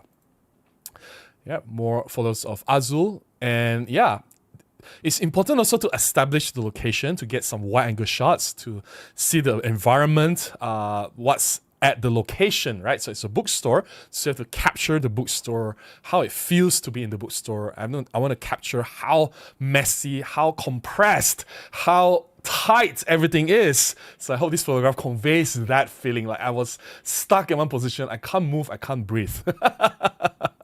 So yeah, and it's behind me. So there's like more than 10 people standing behind me. That's crazy, right? So, and this was like in the beginning of the talk, more and more people arrived later on. So in total, we had about 40 people at one time, maximum at that place. It's crazy. I managed to move slightly to the side, trying to get a different angle. Again, it's important to move if you can. All right, again, it's a wide angle shot, 918. Sorry, 9 f1.7, not 918. I don't know why I said that. This is a 75 f1.8. More on Azul, 75 f1.8 to get as close as possible.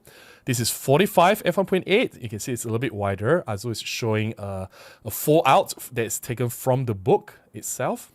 And this is Grace Ho, another photographer working on the project. So 2 photographers shooting all black and white photographs.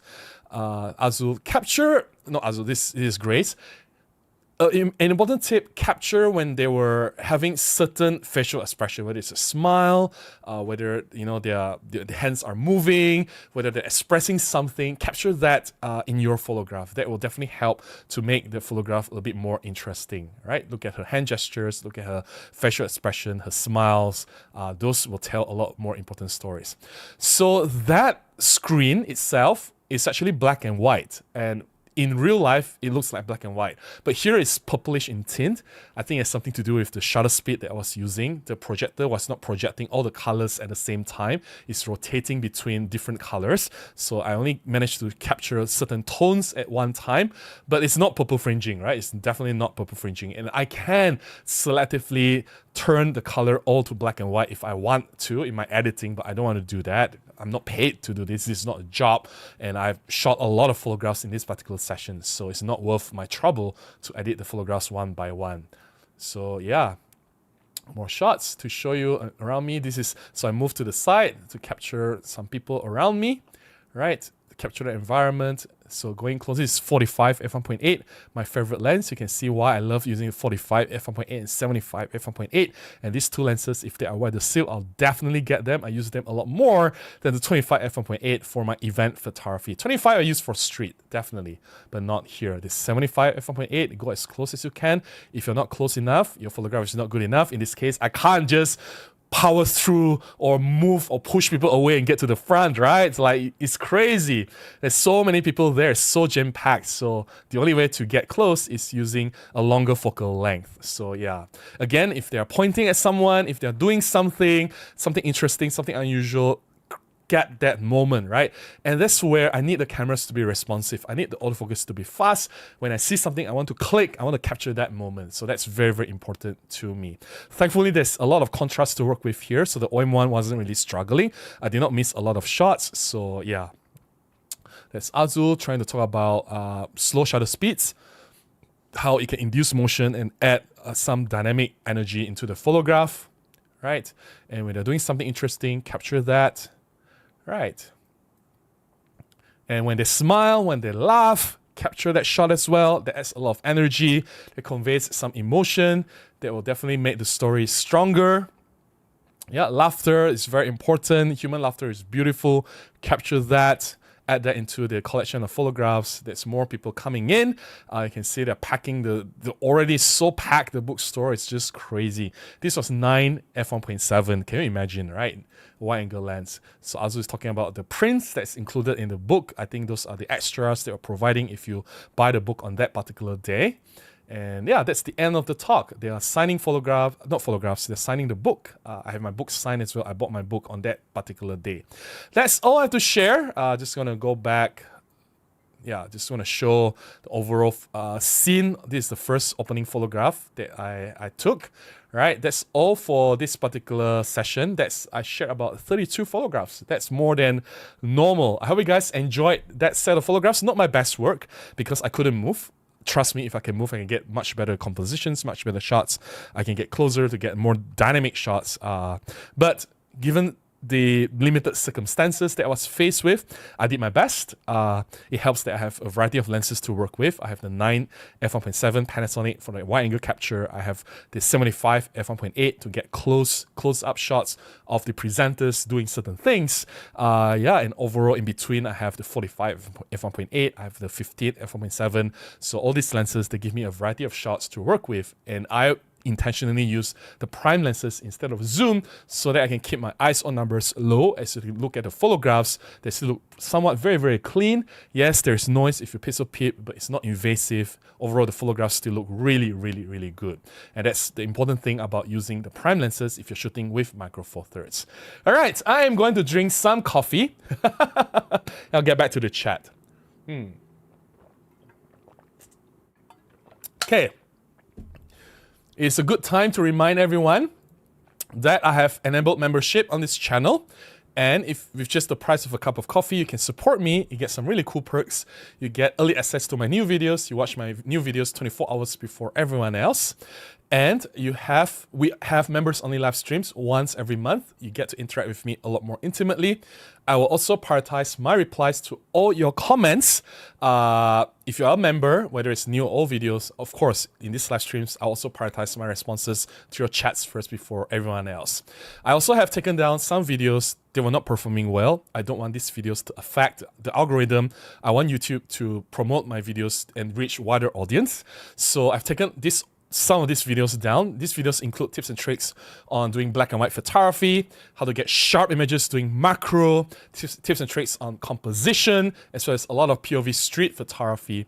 If you want full access to these older videos that were taken down, you can join as a member. There are other ways to support me. You can buy me a cup of coffee. You can contribute directly to my PayPal if that's your preference. You can also buy from my affiliate links on Amazon and B&H.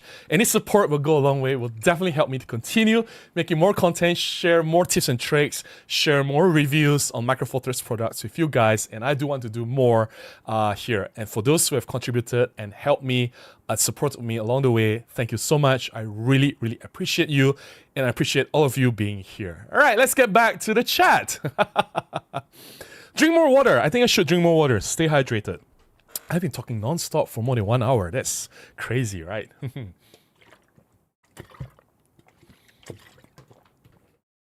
All right. Okay.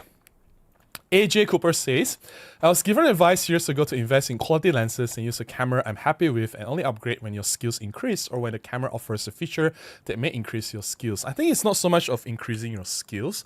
I think cameras, even a camera from 10 years, 15 years ago, pretty much the basics of the cameras are the same, all right? It has shutter speed, the shutter mechanism, aperture, and ISO. As long as you understand the basics, you can get the shots. The only thing that truly improved over the years are, I think the biggest advancement is autofocus. That is a little bit different. I think it's game-changing in certain situations. The autofocus can help you nail the shots that you can't with previous cameras. Other than that, yeah, the cameras are basically the same, right? And yes, I agree with the advice that you were given about investing in lenses because the lenses allow you to do a lot more. Like you can't shoot a wide-angle scene with a telephoto lens, and you can't shoot a macro image with a wide-angle lens, right? It just doesn't work that way. So different lenses allow you to do different things. It opens up a lot more opportunity for you. Yeah. Ingham Barrow says, over time, it seemed like the EM10 started like a little EM5 with all the major features. Then over time, it was dumbed down. I would love to see a modern EM10 that had features and good autofocus. I think autofocus should not be skipped over in whichever camera that they have. I think they should include phase detection autofocus inside even the EM10 or the entry-level, low-level cameras, because let's face it, if Sony, Canon, Nikon, all of them can include phase detection autofocus in the lowest level camera, the entry-level cameras, why can't Micro Four Thirds do that? I think not just OM digital solutions, Panasonic should also include phase detection autofocus in the lower-level cameras, the one that is sub $1,000 US. Yeah. John says, hi Robin. Hey John, how are you? I own the EM1 Mark III titanium body. That's amazing. I purchased new at the end of its run for $1,400 US. I believe it's all about the lenses, not the camera bodies. Yeah, that's true. That's true. Razi says EP7 might be good options for those considering Fuji X100 Mark V, retro-looking camera with decent optics. They could merge Pan-F and EP series. I think EP7 is missing some important features, like the X100 has both optical and electronic viewfinder. The X100 series also has a fixed lens, right? So EP7 is still an interchangeable lens. Not that it's a bad thing. And yeah, it's just not the same camera, right? So if you want to compare side by side, there's some things that EP7 does a little bit better, but there's some things that X100 series does better. And if you go to X100 Mark VI, right, it has weather sealing, whereas the EP7 is not weather sealed. So yeah. Juliet says, yes, invaluable is the word. I don't know what's wrong with my brain tonight. Sorry, Juliet. Sometimes words just, I don't know, like my brain thinks that word, but then I have to stop myself because like I have to double think and second guess, is that word correct? Like sometimes just I don't know, it's just messed up here. No worries. John says, excellent. Then I go for the lens you mentioned. No worries. Terry says, hi Robin from the cold sunny UK. Hey Terry, how are you? Very, very nice to see you here. Isabel says, I would also like 40 to 150 f4 with iSync. Thank you for the live stream from Paris. Oh, okay. 40 to 150 f4. That's interesting. I don't think that's going to have Sync IS, but I'm not sure. There is a telephoto lens coming soon. Not sure what lens it is. Maybe it's 50 to 200, 50 to 50. I'm sure that will have an image stabilization built in, so with Sync IS. So we just have to wait until the end of the year. So that's already not announced, but in an official greeting, a message from the CEO of the company in the official website, they say that a telephoto lens is coming. So I'm sure that will have image stabilization built in with Sync IS capability. Linda says, I suspect they'll only do a rebranding with a new USB-C port. I hope that's not the case. I hope not. I hope they learn from the mistake. Sorry to be a downer, but the GX8 is so old that I doubt weather sealing still works. Yeah, that's true. One thing we have to be careful with older cameras is that the rubber sealing, or whether it's real rubber or synthetic rubber, the sealing, it does integrate over time. So it will be compromised, right? Like any rubber or any similar material to rubber, it will fall apart. So yeah, just got to be a bit careful. John says, okay, I'll look into it, no worries. Roger says, yes, Robin, I'll have to check out the 2 to 40 minimum focusing distance. I bought a used original version this past year for 319. It will not be as close as the 2 to 50, but it's close enough. And if you want closer focusing, then there are other things you can do. You can add on the extension tubes, which I've talked about in my video, or you can add on a close-up lens in front. So I did a video very, very recently. It's a sponsored video, although it's a sponsored video, but I did get some really impressive results with this. So you can check out this video. Let me see if I can pull it up. Yes, share. Okay, let me see close-up lens. So check out this video if you have not done so, Roger. You can attach it in front of whatever lens, as long as you have the right adapter or step up, step down ring. Make sure you have the right step up, step down ring for that particular lens that you have. This lens is magic. Trust me, it adds a lot of magnification. Even if you're using a non-macro lens, you can turn it into a macro lens, which is amazing, right? So yeah. Alas says, I wish if OM produce new camera, they will have that little grip E-M10 Mark IV. I think it is very useful for small cameras. Yes, I think having that hand gripping area, not having it totally flat like OM3, it helps with handling. And to me, handling is very important. That's why I never bought the Pan-F, because it just doesn't work for the way I do my photography, the way I handle my cameras. I still prefer this small grip. Even if it's a small grip like this, it handles like a mini DSLR. It adds a big difference. It's so much more comfortable if you're using the camera for long duration of time, whether it's for street photography or a natural job. Yeah. Andreas says, hi Robin, greetings from Germany. Hey Andreas, how are you? Nice to see you here. I appreciate you being here.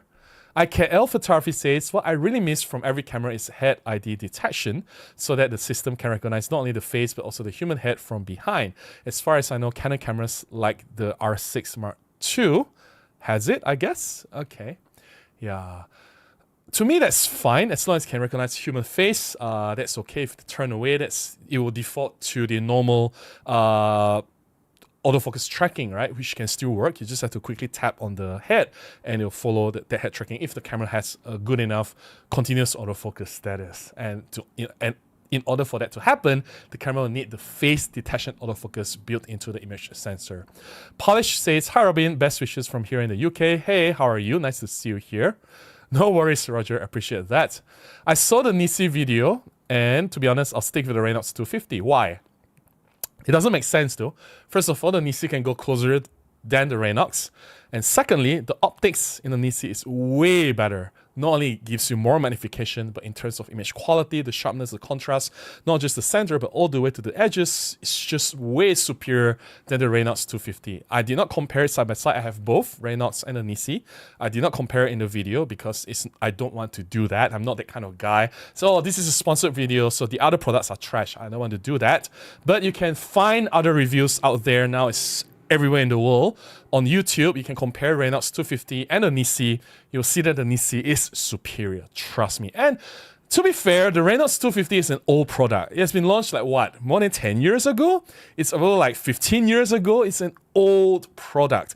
Nisi is a new product. So having learned from the years and years of experience, of course, new product will be superior, right? Yeah. Ethan says, for those here doing macro, know that if you have your camera tethered to a computer with OM capture, you can manually focus bracket shots while in high resolution mode or later stack in your software. Yeah, but then my macro is in the jungle, right? I'm not going to carry my computer into the jungle with me. That just doesn't make sense. All right, I have caught up with the comments. Surprise, surprise, for the first time. Okay, Ingham Barrel says, odd question, did you ever do a comparison between the 1240 and the 12-60? I have the 12-60 and I bought the Panasonic due to old 14-54 and 260 photos lenses. Good lens, but wondered. The Olympus is sharper. And I like that the Olympus lens has a constant aperture, whereas the Panasonic has f2.8 to f4. Not that it's a big deal, but if you control flash manually, or if you do like you shoot in manual, as your aperture changes, you need to control either your ISO or shutter speed to compensate for the exposure. So to me, that's quite cumbersome to work with.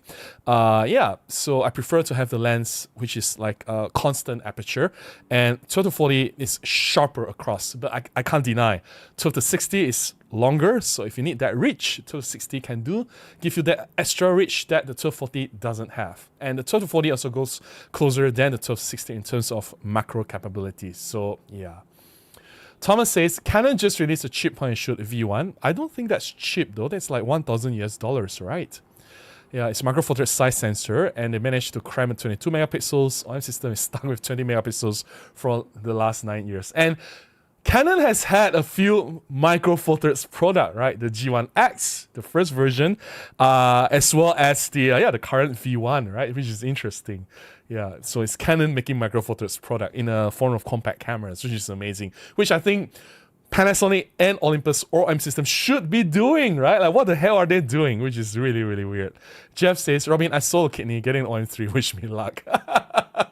No worries. Either way, I think you're gonna love the OM3 anyway. So yeah, you're gonna regret it. Yumi says, I would like to see an entry-level OM10.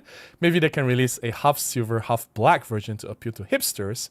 Okay, yeah, why not? We'll see. Definitely, I think OM10 is something that they must release very soon. I think that's what I mentioned earlier in the stream, right? We need an entry-level camera to target a wider audience. So hopefully they do that, and hopefully it looks good as well. Okay, I've called over the comment. Let me drink some coffee and stay hydrated. All right, and since we have time, let me just share this set of photographs. This is not new. These are photographs from Monday, the video that I published, the one that is on this particular lens. This is the 7 Artisan 18 f5.6, which is really tiny, Right, look at that. It's all in manual focus. I know. I keep saying no autofocus, no go for Robin. I don't really work with manual focus, but in this case, I just set the manual focusing to infinity, and anything 1 meter to infinity is in focus because it's fixed at f5.6. So I don't have to worry about autofocus. So yeah, I just snap, and most of the photographs are taken in good light anyway. So I just want to, since we have time, and I've called out the chat, let's go through the photographs that I've shared on Monday's video. So here we go. That's the KLCC. Let's talk about composition, right? So it's so easy to just shoot one building, but to make things a little bit more interesting, I always try to find a way to frame it. So here I'm coming up from the staircase. That is, the staircase leads to the LRT station, which is underground, the train station. So I'm coming out from the train station, there's an opening. So from the opening, I frame the building within that stairs opening from the train station. So just trying to be a little bit creative with some geometry, with some framing, highlighting the building in the middle. That's the KLCC. You can see some vignetting that's not edited, and they're straight out of camera. The lens does have heavy vignetting. It's a cheap lens, it's $89. I'm not expecting the lens to be perfect, but it is an extremely wide angle lens. It's 18 millimeters, it's insane. So yeah, so some wide angle photography can be fun if you have the architecture, or you have the patterns, or you have something interesting to fit within your frame like this one. Just waiting for a man to walk by, which is fun. Right, going close to the building, looking up. This is the one of the towers, which is really interesting, right? And yeah, and the lens is not bad. If you put the things in the center, like you see the tree there, it's actually very sharp. Yeah, and lines look really nice as well in this particular shot. And yeah, it's only the extreme corners where you really lose a lot of sharpness, details, and contrast. And of course, there's vignetting and there's color shift. Yeah, but even like that particular statue that's at the top right corner, it still looks pretty good. So yeah, just waiting for a person to walk by and frame her within the lines of the door there. Some trees at the park just outside the KLCC Twin Towers. Just some wide angle composition, and it's fun because I don't work with wide angle a lot for my photography generally. I prefer to work with 50 equivalent. I don't even like 35. The widest I work with is 28. I'm fine with compositing with 28, but generally I work with 50 for most of my street photography. So suddenly shooting with 18 is like, it's really different. And sometimes you have to be doing something that's outside of your comfort zone to challenge yourself, to push yourself out of your normal boundaries, to get uncomfortable, and yeah, to do something different, right? That's how we grow as a photographer. Just playing with colors here, blue, red, green, yellow, within a frame. This is the same opening, the train station opening that's going out that I shot the first photograph of the tower from the gap. This is going down. It's just I was looking up, this is going down. So I frame a few people here. There's an old lady going down. She's being very careful with the handle, the steel handle, as well as some lady down there highlighted in bright, harsh light. Yeah. This is the closest I can get to. I wish the lens can go a little bit closer for a creative wide angle effect, but I can't. This is the closest I can get to while the photograph is in focus.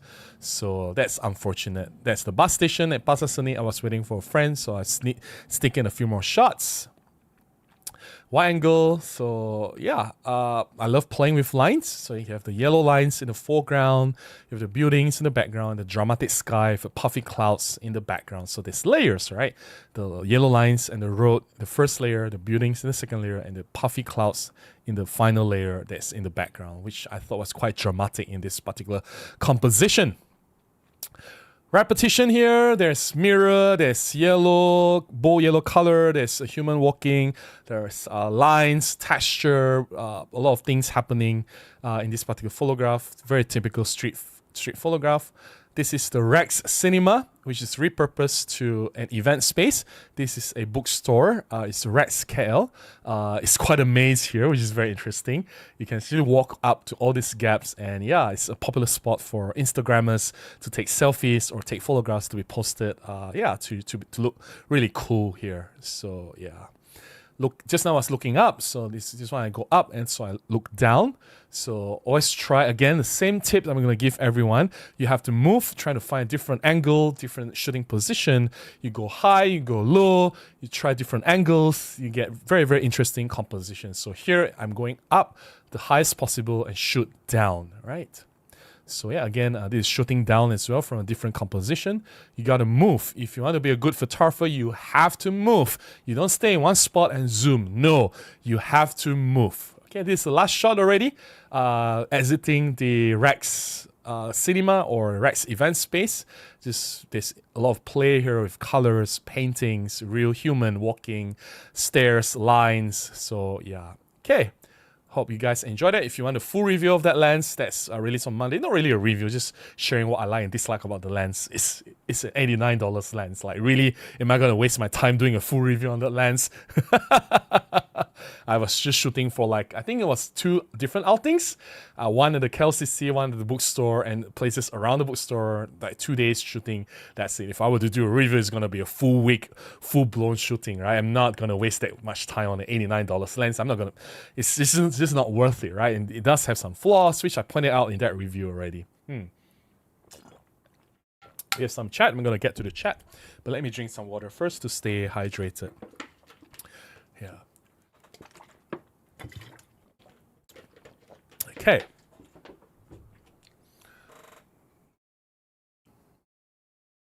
Thomas says, I think targeting hipsters would be better with releasing a camera that has real brown leather, kind of like those half leather cases. Well, they can go crazy like what Panasonic is doing with the GM1, right? There's like an orange color, which I think is brilliant. Like, I would buy an orange GM1 if I can find one now. Linda says, just to be clear, I think the GS8 must be awesome. Have been eyeing it several times. Might still get it someday. Yeah. Taylor Swift has an EM10. When you just send her a new OM10 and it will be like a exposition. I think it's not that simple, right? Like, if Taylor Swift is to promote the camera, it's gonna be a collaboration. It's a bit dangerous because people associate celebrities with certain things. If that's true, what if Sony pays Taylor Swift, say, hey, here's $10 million, show off our A7 Mark V, for example. Then OM system is dead, right? You're going to come up with more money, or Taylor Swift is just going to buy whatever that, or support whatever that next brand is offering better deal, right? And the fans is going to Swift. Oh, Taylor is promoting Sony now. Let's move to Sony. Yeah, Chuck says, on the wide end, the 6mm Laowa is one of my favorites, but you have to get really close to big objects to make a good shot. Perfect for full tree photography. I think the 6mm, you're talking about the Micro Four Thirds lens, right? I've reviewed that lens before. That I did a full review. I think that's the widest lens for Micro Four Thirds. If you want a rectilinear lens that's non-fisheye, doesn't have the barrel distortion, then the Laowa lens is the best lens that you have, provided you need to work with manual focus. 6 has me seriously wanting to switch to Panasonic 9 f1.7. It's just a lack of autofocus and it sucks. Okay, debating whether or not I really need it. I think for me, the Panasonic 9 f1.7 is a very important lens because in a lot of situations, I was shooting in low light, so the f1.7 helps.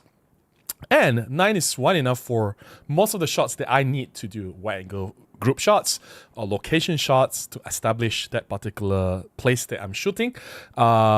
It's more than wide enough. I don't need anything wider than that. I know there's 714, there's 8-25, but to me 9 is enough. Right? I really need anything wider. And that autofocus, as you've mentioned, really helps. And that f1.7 is a game changer. And not to mention the 9 f1.7 is weather sealed, if you don't know that. And f1.7 versus the other wide angle options, say like the Olympus 714 f2.8, 2.8 versus 1.7, that's a big difference. The 8-25 is not really that great considering it's f4. And do you know how tiny that lens is? The 9 f1.7 is so small. That is what Micro Four Thirds is all about, right? Being really, really, really, really tiny. Yeah. John says, love your photography. Great photographs. Thank you so much. Great composition and colors. All right. It is still early. I'm going to stay on for a little bit more. It's only 36 minutes past 11, or the correct way is to say 24 minutes to midnight. I don't know why it's so complicated. I'll just say 1136. It's easy, right? John says, if Robin Wong promoted OM camera sales would go up tenfold.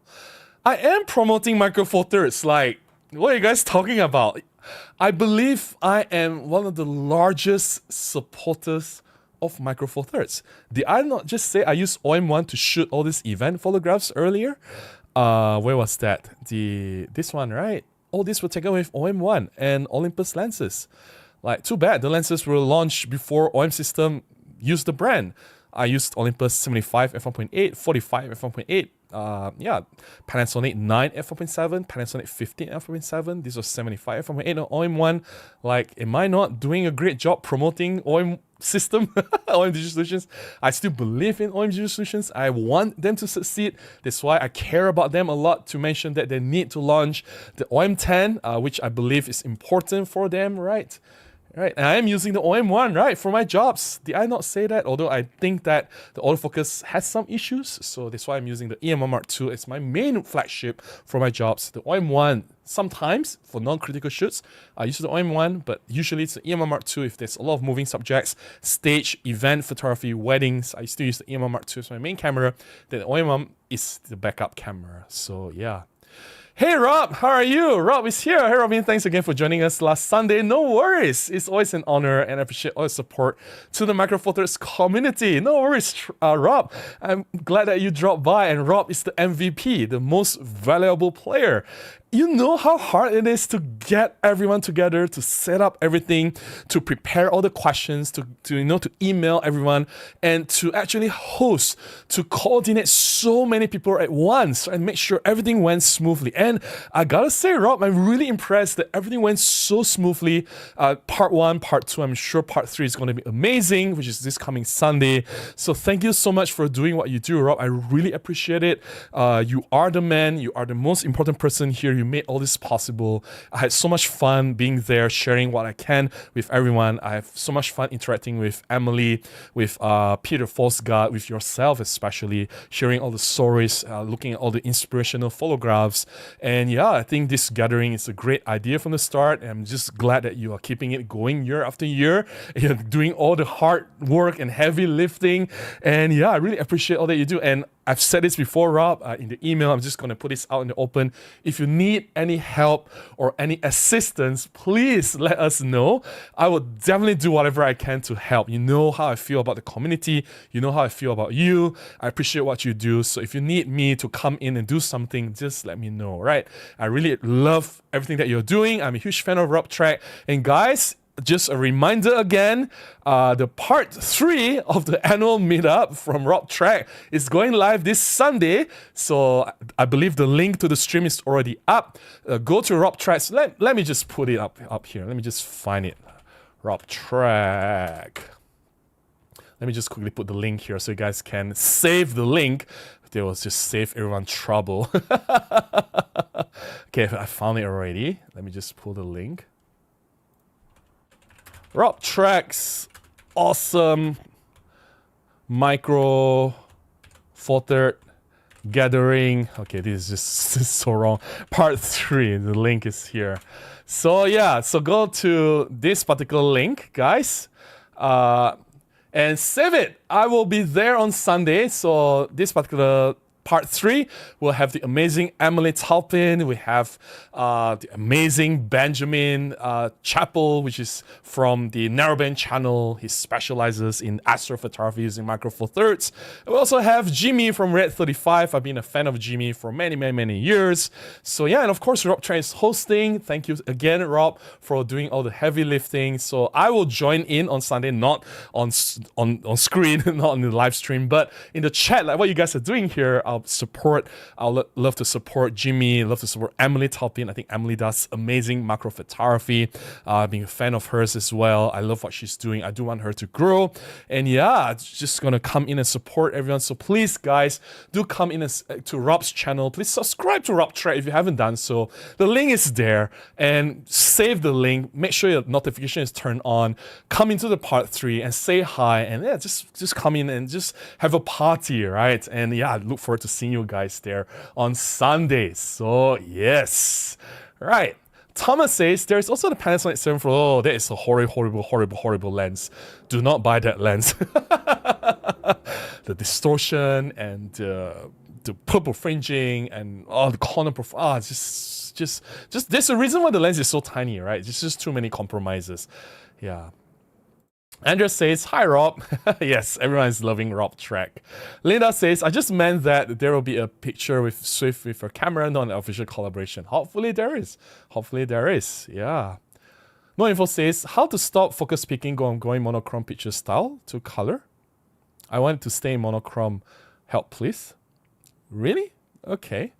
In an EM10 Mark II, I don't have the EM10 Mark II. So if I enable focus peaking, let's see. Let's say I have a monochrome mode.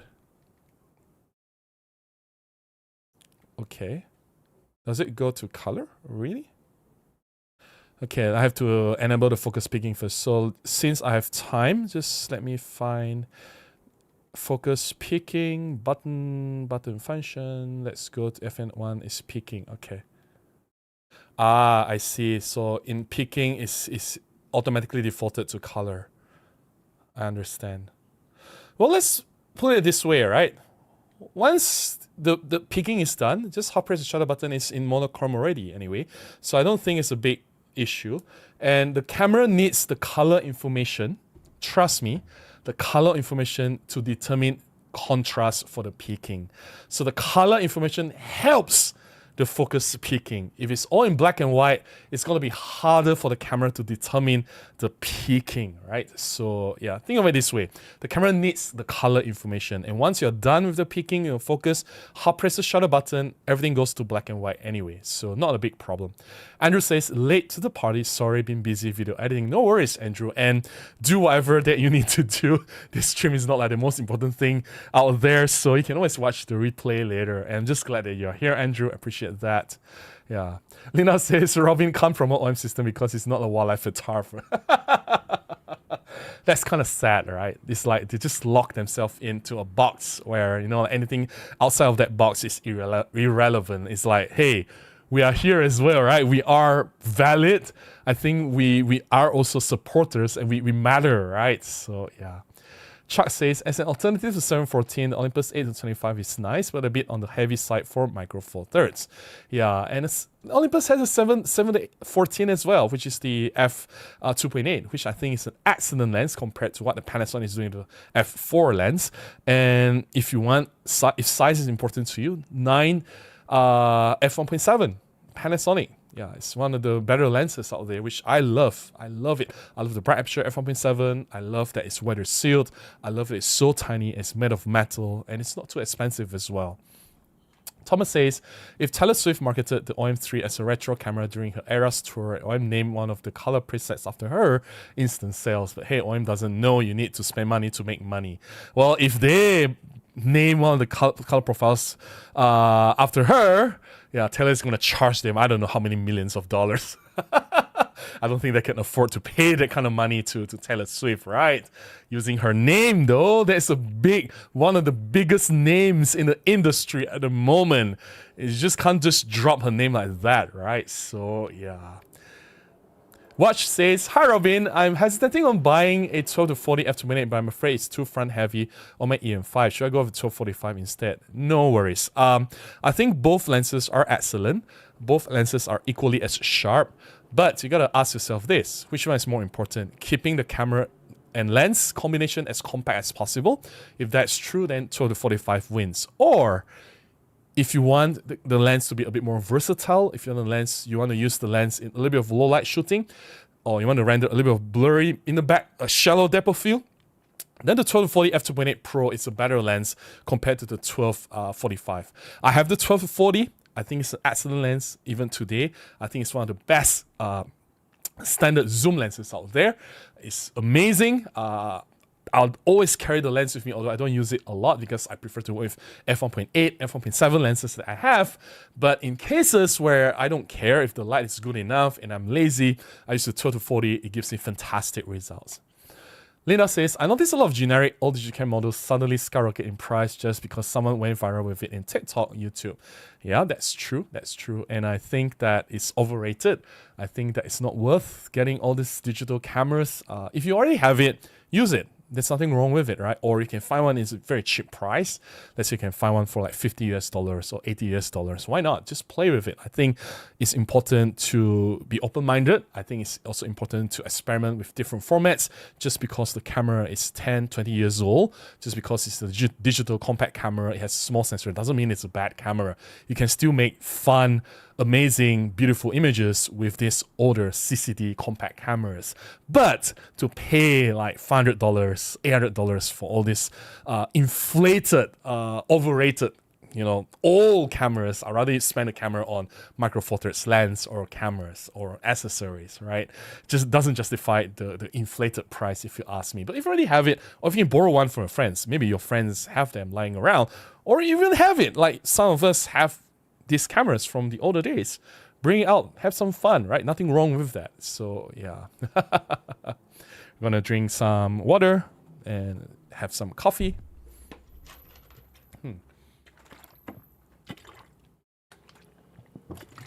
There's still 115 people. Wow, I've shared the most photographs today. I've shared more than 50, 60 photographs. You guys realize that? Although it went by really, really fast, right? Share about 50, 60 photographs today. That's more than usual. And yeah. Okay. Let's see. I did notice something unusual. Let me see. So a few things will launch in the past 1 week, I believe. Not only it was the Canon V1 vlogging camera with the micro four thirds size sensor and a compact camera, but we also have a Panasonic S1R Mark II. Anyone interested in the camera? I know it's a full frame camera. It's not exactly micro four thirds territory, but well, I guess the way I look at the camera, S1R Mark II, I'm just gonna be honest. That is the most boring camera ever. All they do is just refresh the specs. It's a little bit faster. You can shoot open gate. It has face detection autofocus, finally. But other than that, what is there to shout about in terms of that camera? What can the camera do that Sony, Canon, Nikon cannot do in a full frame space, for example, right? I'll argue that Sony does autofocus even better. I'll argue that Sony even has more resolution. It has 61 megapixels. I'll argue that Nikon is even more daring, right? They just removed the shutter mechanism completely, and Sony even has the global shutter. These are the revolutionary cameras that I don't think Panasonic L mount broke any grounds here. It doesn't do anything new, doesn't add anything or bring anything new to the table when it comes to this full frame L alliance. So, but having said that, I'm not bashing Panasonic. I'm just saying that I think the L mount is not heading to the right direction. It's just copying the blueprint of what everyone is doing. If you're just doing what everyone is doing, how do you expect to win this race? How do you expect to win the war? Sony, Nikon, and Canon, they are so deep-rooted in the industry already. You gotta do something different. You gotta shake things up. So anyway, that's just my honest opinion. Then there is the Sigma BF, which is, I think the naming of the product needs some work. They need to be a little bit creative in terms of naming the BF. Why is it called BF? That is interesting. While that product is not perfect, it has a lot of problems. I think the Sigma BF doesn't have the card slot. That itself is going to cause a lot of discussion or arguments. Then the camera has built-in storage, which is amazing, right? Was it 230 gigabytes? It's not a lot. I wish it was 1 terabytes. But anyways, that's better than not having any storage at all. And not having grip. This flat front is so tiny, right? That could be the smallest full-frame camera in the market. A functioning camera, if I'm not wrong, I could be wrong. Is that the smallest full-frame camera? Handling is going to be a nightmare. Not having electronic viewfinder is going to be a problem. Then it's not having mechanical shutter or flash capabilities, right? It doesn't have a built-in hot shoe, for example. So it's like an S9 all over again with all the problems there and here. It doesn't have image stabilization. At least the Panasonic S9 has image stabilization. But anyways, I thought it was interesting. At least it breaks the norm, it breaks the mold, and it's trying to do something unusual, right? And it's truly minimalist if you are trying to be as minimal as possible. I think the Sigma BF is onto something there compared to what, I don't know, the Panasonic S1R Mark II is trying to do. Anyways, enough of me rambling. Let's get to the chat. Thomas says, I wonder how much my old Canon PowerShot 300 Hz point shoot would sell for. So try to look around the market and see what the other people are selling that camera for, right? Franco says, what camera is he talking about? What camera is who talking about? Chuck says, are both Panasonic and Olympus getting their sensors from Sony? Currently, they don't officially admit it, but I believe they are getting those sensors from Sony. HKM5757 says OM3 for $2,000 is a joke. SM5 or X20 costs about half of that. But then again, SM5 doesn't have image stabilization. SS20 costs half of that. Really? Let's see. SS20. Fuji price. How much is it? No. In the USD during launch. It's priced at 1299. That's not half. That's about 70%, right? So let's do the maths here. 1299 over 1999. That's 70%. That's not half. So your mathematic calculation is a little bit off. A little bit off, HKM. Andrew says, yeah, the new Sigma is a bit weird. Look as ergonomic as half brick. I know, right? I don't know what. Well, they have the FP or FPL previously, which wasn't really a big hit for them. So I don't think they really care about market sales. They just want to put a camera out there so that the lenses can have something to mount on, right? Mike Cruz says, Sigma's new 300-600 f4 zoom looks pretty amazing. If you can afford a lens in that class, it's pretty inexpensive. Yeah, Sigma has always been about lenses, not really about cameras. And they make lenses for everyone, right? So yeah. Linda says, I'd love to get the LX7 as a successor for my beloved LX3, but the hype has ruined prices. Really? Okay, I don't really know what's the price it's going for today. Kenneth says, Robin, thanks for still supporting OM system. Of course, why wouldn't I? I only need an EPL series camera with Sony autofocus. I could be happy forever. The potential of one like that could win the market. Yeah, that's why we need an OM10 with updated autofocus, right? And just because I'm no longer an OM ambassador or I'm not an Olympus visionary anymore, doesn't mean I don't believe in the system. I never backtrack on anything that I said. All my reviews on Olympus products were still valid. I didn't change my mind a bit on Micro Four Thirds. I still stand by and say that Micro Four Thirds is the future. I still believe in the system. I still use Micro Four Thirds for my professional jobs as well as for my personal projects. Of course, not being tied to a brand, not being an ambassador, I'm free to explore other systems like this. Nikon. And the world is so diverse, right? There's so many different options out there. And why do I want to stick with vanilla if I can try strawberry and chocolate? Just because I love vanilla and I claim that vanilla is my favorite ice cream flavor doesn't mean that I cannot from time to time eat chocolate or strawberry, right?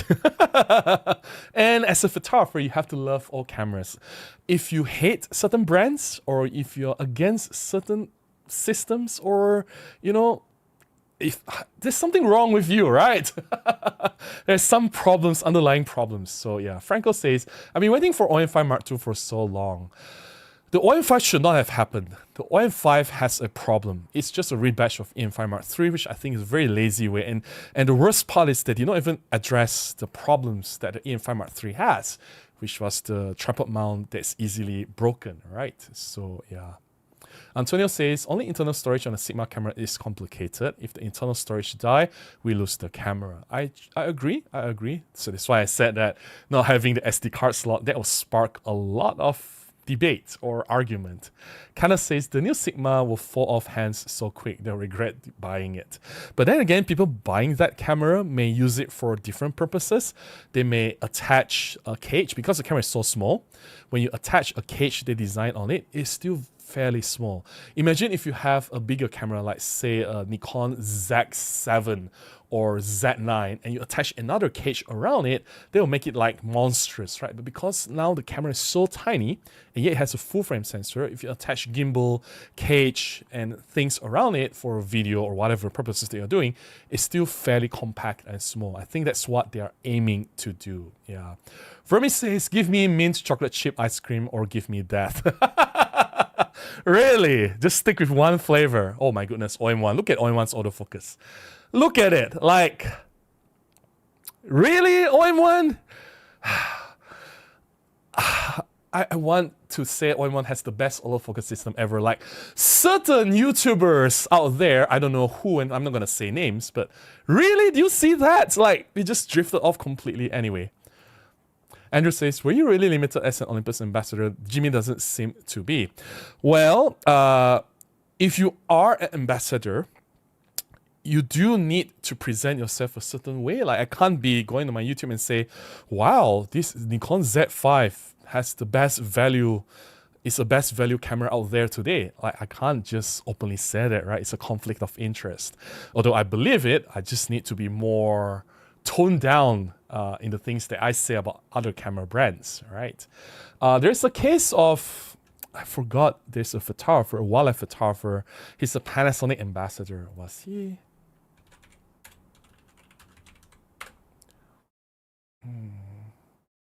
Let's see.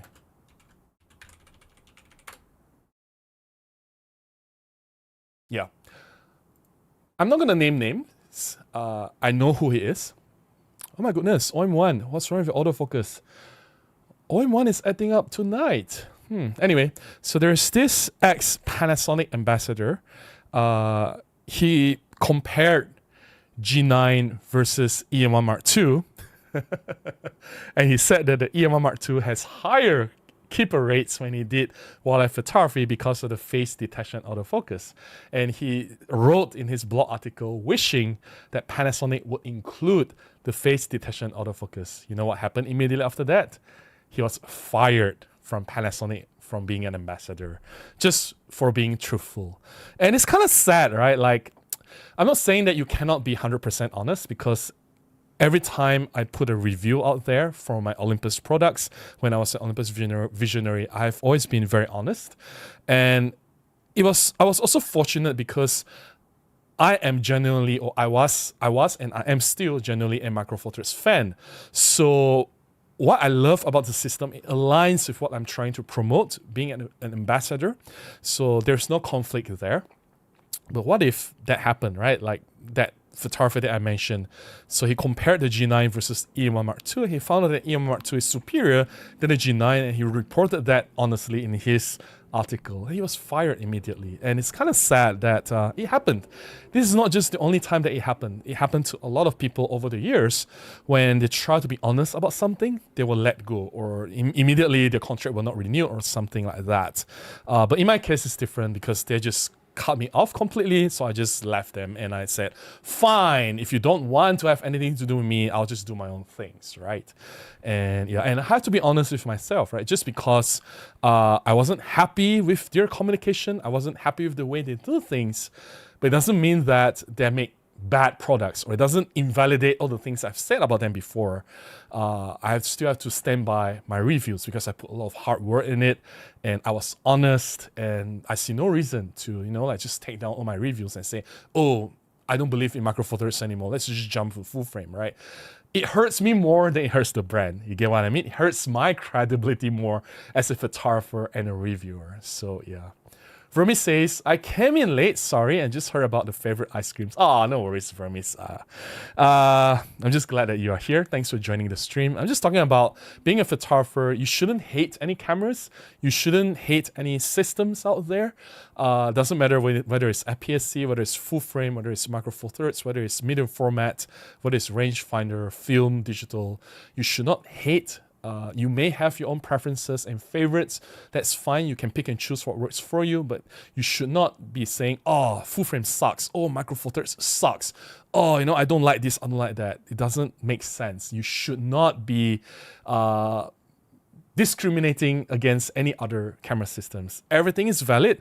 Every system has their own strengths and weaknesses. You just have to pick what works for you. In my case, I find that Micro Four Thirds works for my own photography. That's all I can say, right? I shouldn't be saying, oh, full frame sucks. I know there are some photographers out there, or some content creators, YouTubers, they are very strongly opinionated, and then it's like, if you're against what they say, and if you're using a different system, they're like, oh, no, you suck. I don't agree with you. You are wrong. You know, it's like, oh, this Micro Four Thirds OM system is the best. Everything else sucks. I'm like, maybe you should tone down the way you say things. Andrew says, all these unergonomic cameras have a big selection of aftermarket add-ons that make them usable: cases, grips, thumb rests, and such. Cage, the rig, right? The cages for video making. Was that a YouTuber? There are so many YouTubers. I'm just not going to name names, right? Yeah, you can look up Panasonic ambassador that was fired. It's easy. Yeah. Chuck says, how is a company supposed to get better if it can't take criticism? It's not about them not taking criticism. In that case, if the photographer has given the feedback privately to the company, I think that's okay. But as when you are an ambassador trying to promote the product, depending on how much you're being paid. I was paid peanuts. I'm just putting this out there. I wasn't paid very well. But if you are being compensated very well, and if depends on what your contract says as well. If you violate your contract, I don't know if Panasonic has a different set of contracts than Olympus or Sony. If they are not allowed to promote a competing product, if there's a conflict of interest, then he has broken the rule, right? And yeah, they have grounds to terminate him. He can't do anything. Like, you'll never hear me say that, oh wow, I think Sony is the best camera when I'm an Olympus visionary. It just doesn't work, right? Like, there's something wrong if I was to say, oh my goodness, this Canon is like game changing, you know, it's like I'm gonna dump my Olympus gear. I can't say that when I'm an Olympus visionary, right?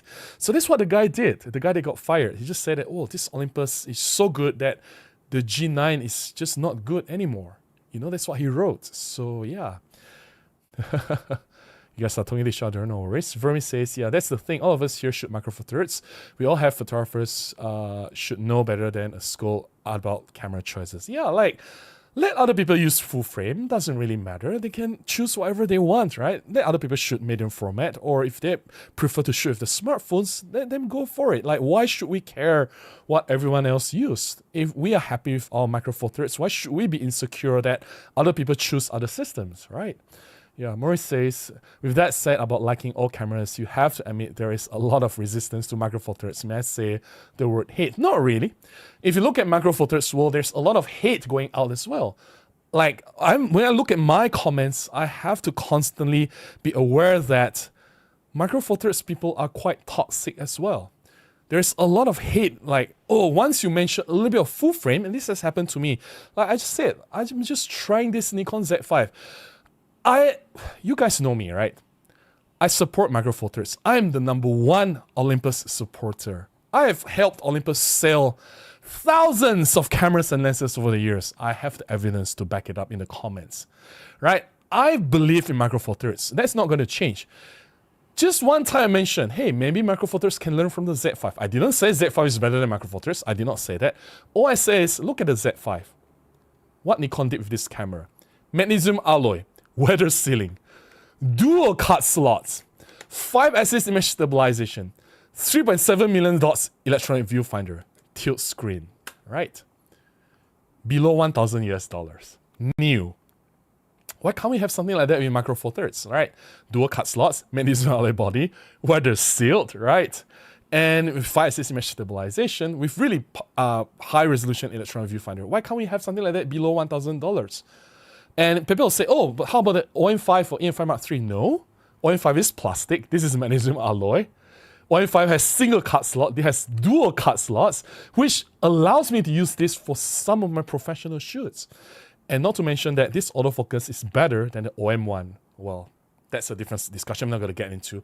I'm not saying that this is better. I'm just saying that, hey, look at this, what Nikon is doing. And I have to delete and remove a Facebook post that I did because a lot of people say, Robin, do you know the Nikon lenses are so big? I'm like, Why are we talking about big lenses? Do you know Nikon lenses are so expensive? This is besides the point. Then they say, but micro four thirds is so much better because of this. Olympus is so much better because of this. Nikon is not good. I'm like, what the hell? Are you saying that micro four thirds is perfect? Are you saying that OM system is so good that there's nothing to improve anymore? Like, are you really that zealous? Are you really that one-sided that you cannot even take criticism? If you really look inside the micro four thirds community, it is very toxic. Trust me, you don't have to look outside. It's the same everywhere, whether it's full frame, micro four thirds, whether it's Fuji, Sony, Canon, Nikon, everyone is equally toxic. So just want to remind everyone that I'm a micro four thirds fan. You don't have to convince me how good micro four thirds is. You don't have to convince me that Nikon lenses are big. You don't have to convince me that other systems are expensive. Hello, I've been saying all these things over the years. But you gotta admit, there is something that micro four thirds can learn from other systems. There's a reason why Sony, Canon, and Nikon are dominating the market. There's a reason why Fuji is so popular. There's something that micro four thirds is not doing right, and they better learn sooner than later. All right, I'm just gonna read a few more comments, and we're gonna call it a night. All right, it's past midnight already. Let's not name names, right? That's not nice, Thomas. Let's not name names.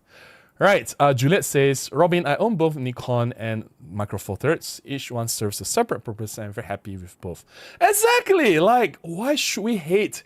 There's no room for hate, right? Pick what works for you. And if other people use different systems than you, don't make them your enemy. That's not what photography is all about. Photography is about going out and enjoy the process of taking beautiful photographs. And with that, I shall end the stream. I hope you've enjoyed this session. I think that it's time OMG Solutions bring an update for the popular EM10 series camera. It was dominating the market. It brought a lot of revenue for Olympus back then. It was always the top selling camera in Japan and many parts of the world. I know because I work for Olympus, I have the sales data. And I think that this camera can allow more people to enjoy micro four thirds. You'll reach out to a wider audience, introduce them to the wonderful lenses that we have, and hopefully they'll upgrade to more lenses as well as high level camera bodies. We can't just expect new people to come in, immediately buy the OM1, OM2, and OM3, right? Which is all above $2,000. So yeah, a camera that is sub $1,000, hopefully $700-800, that will be amazing.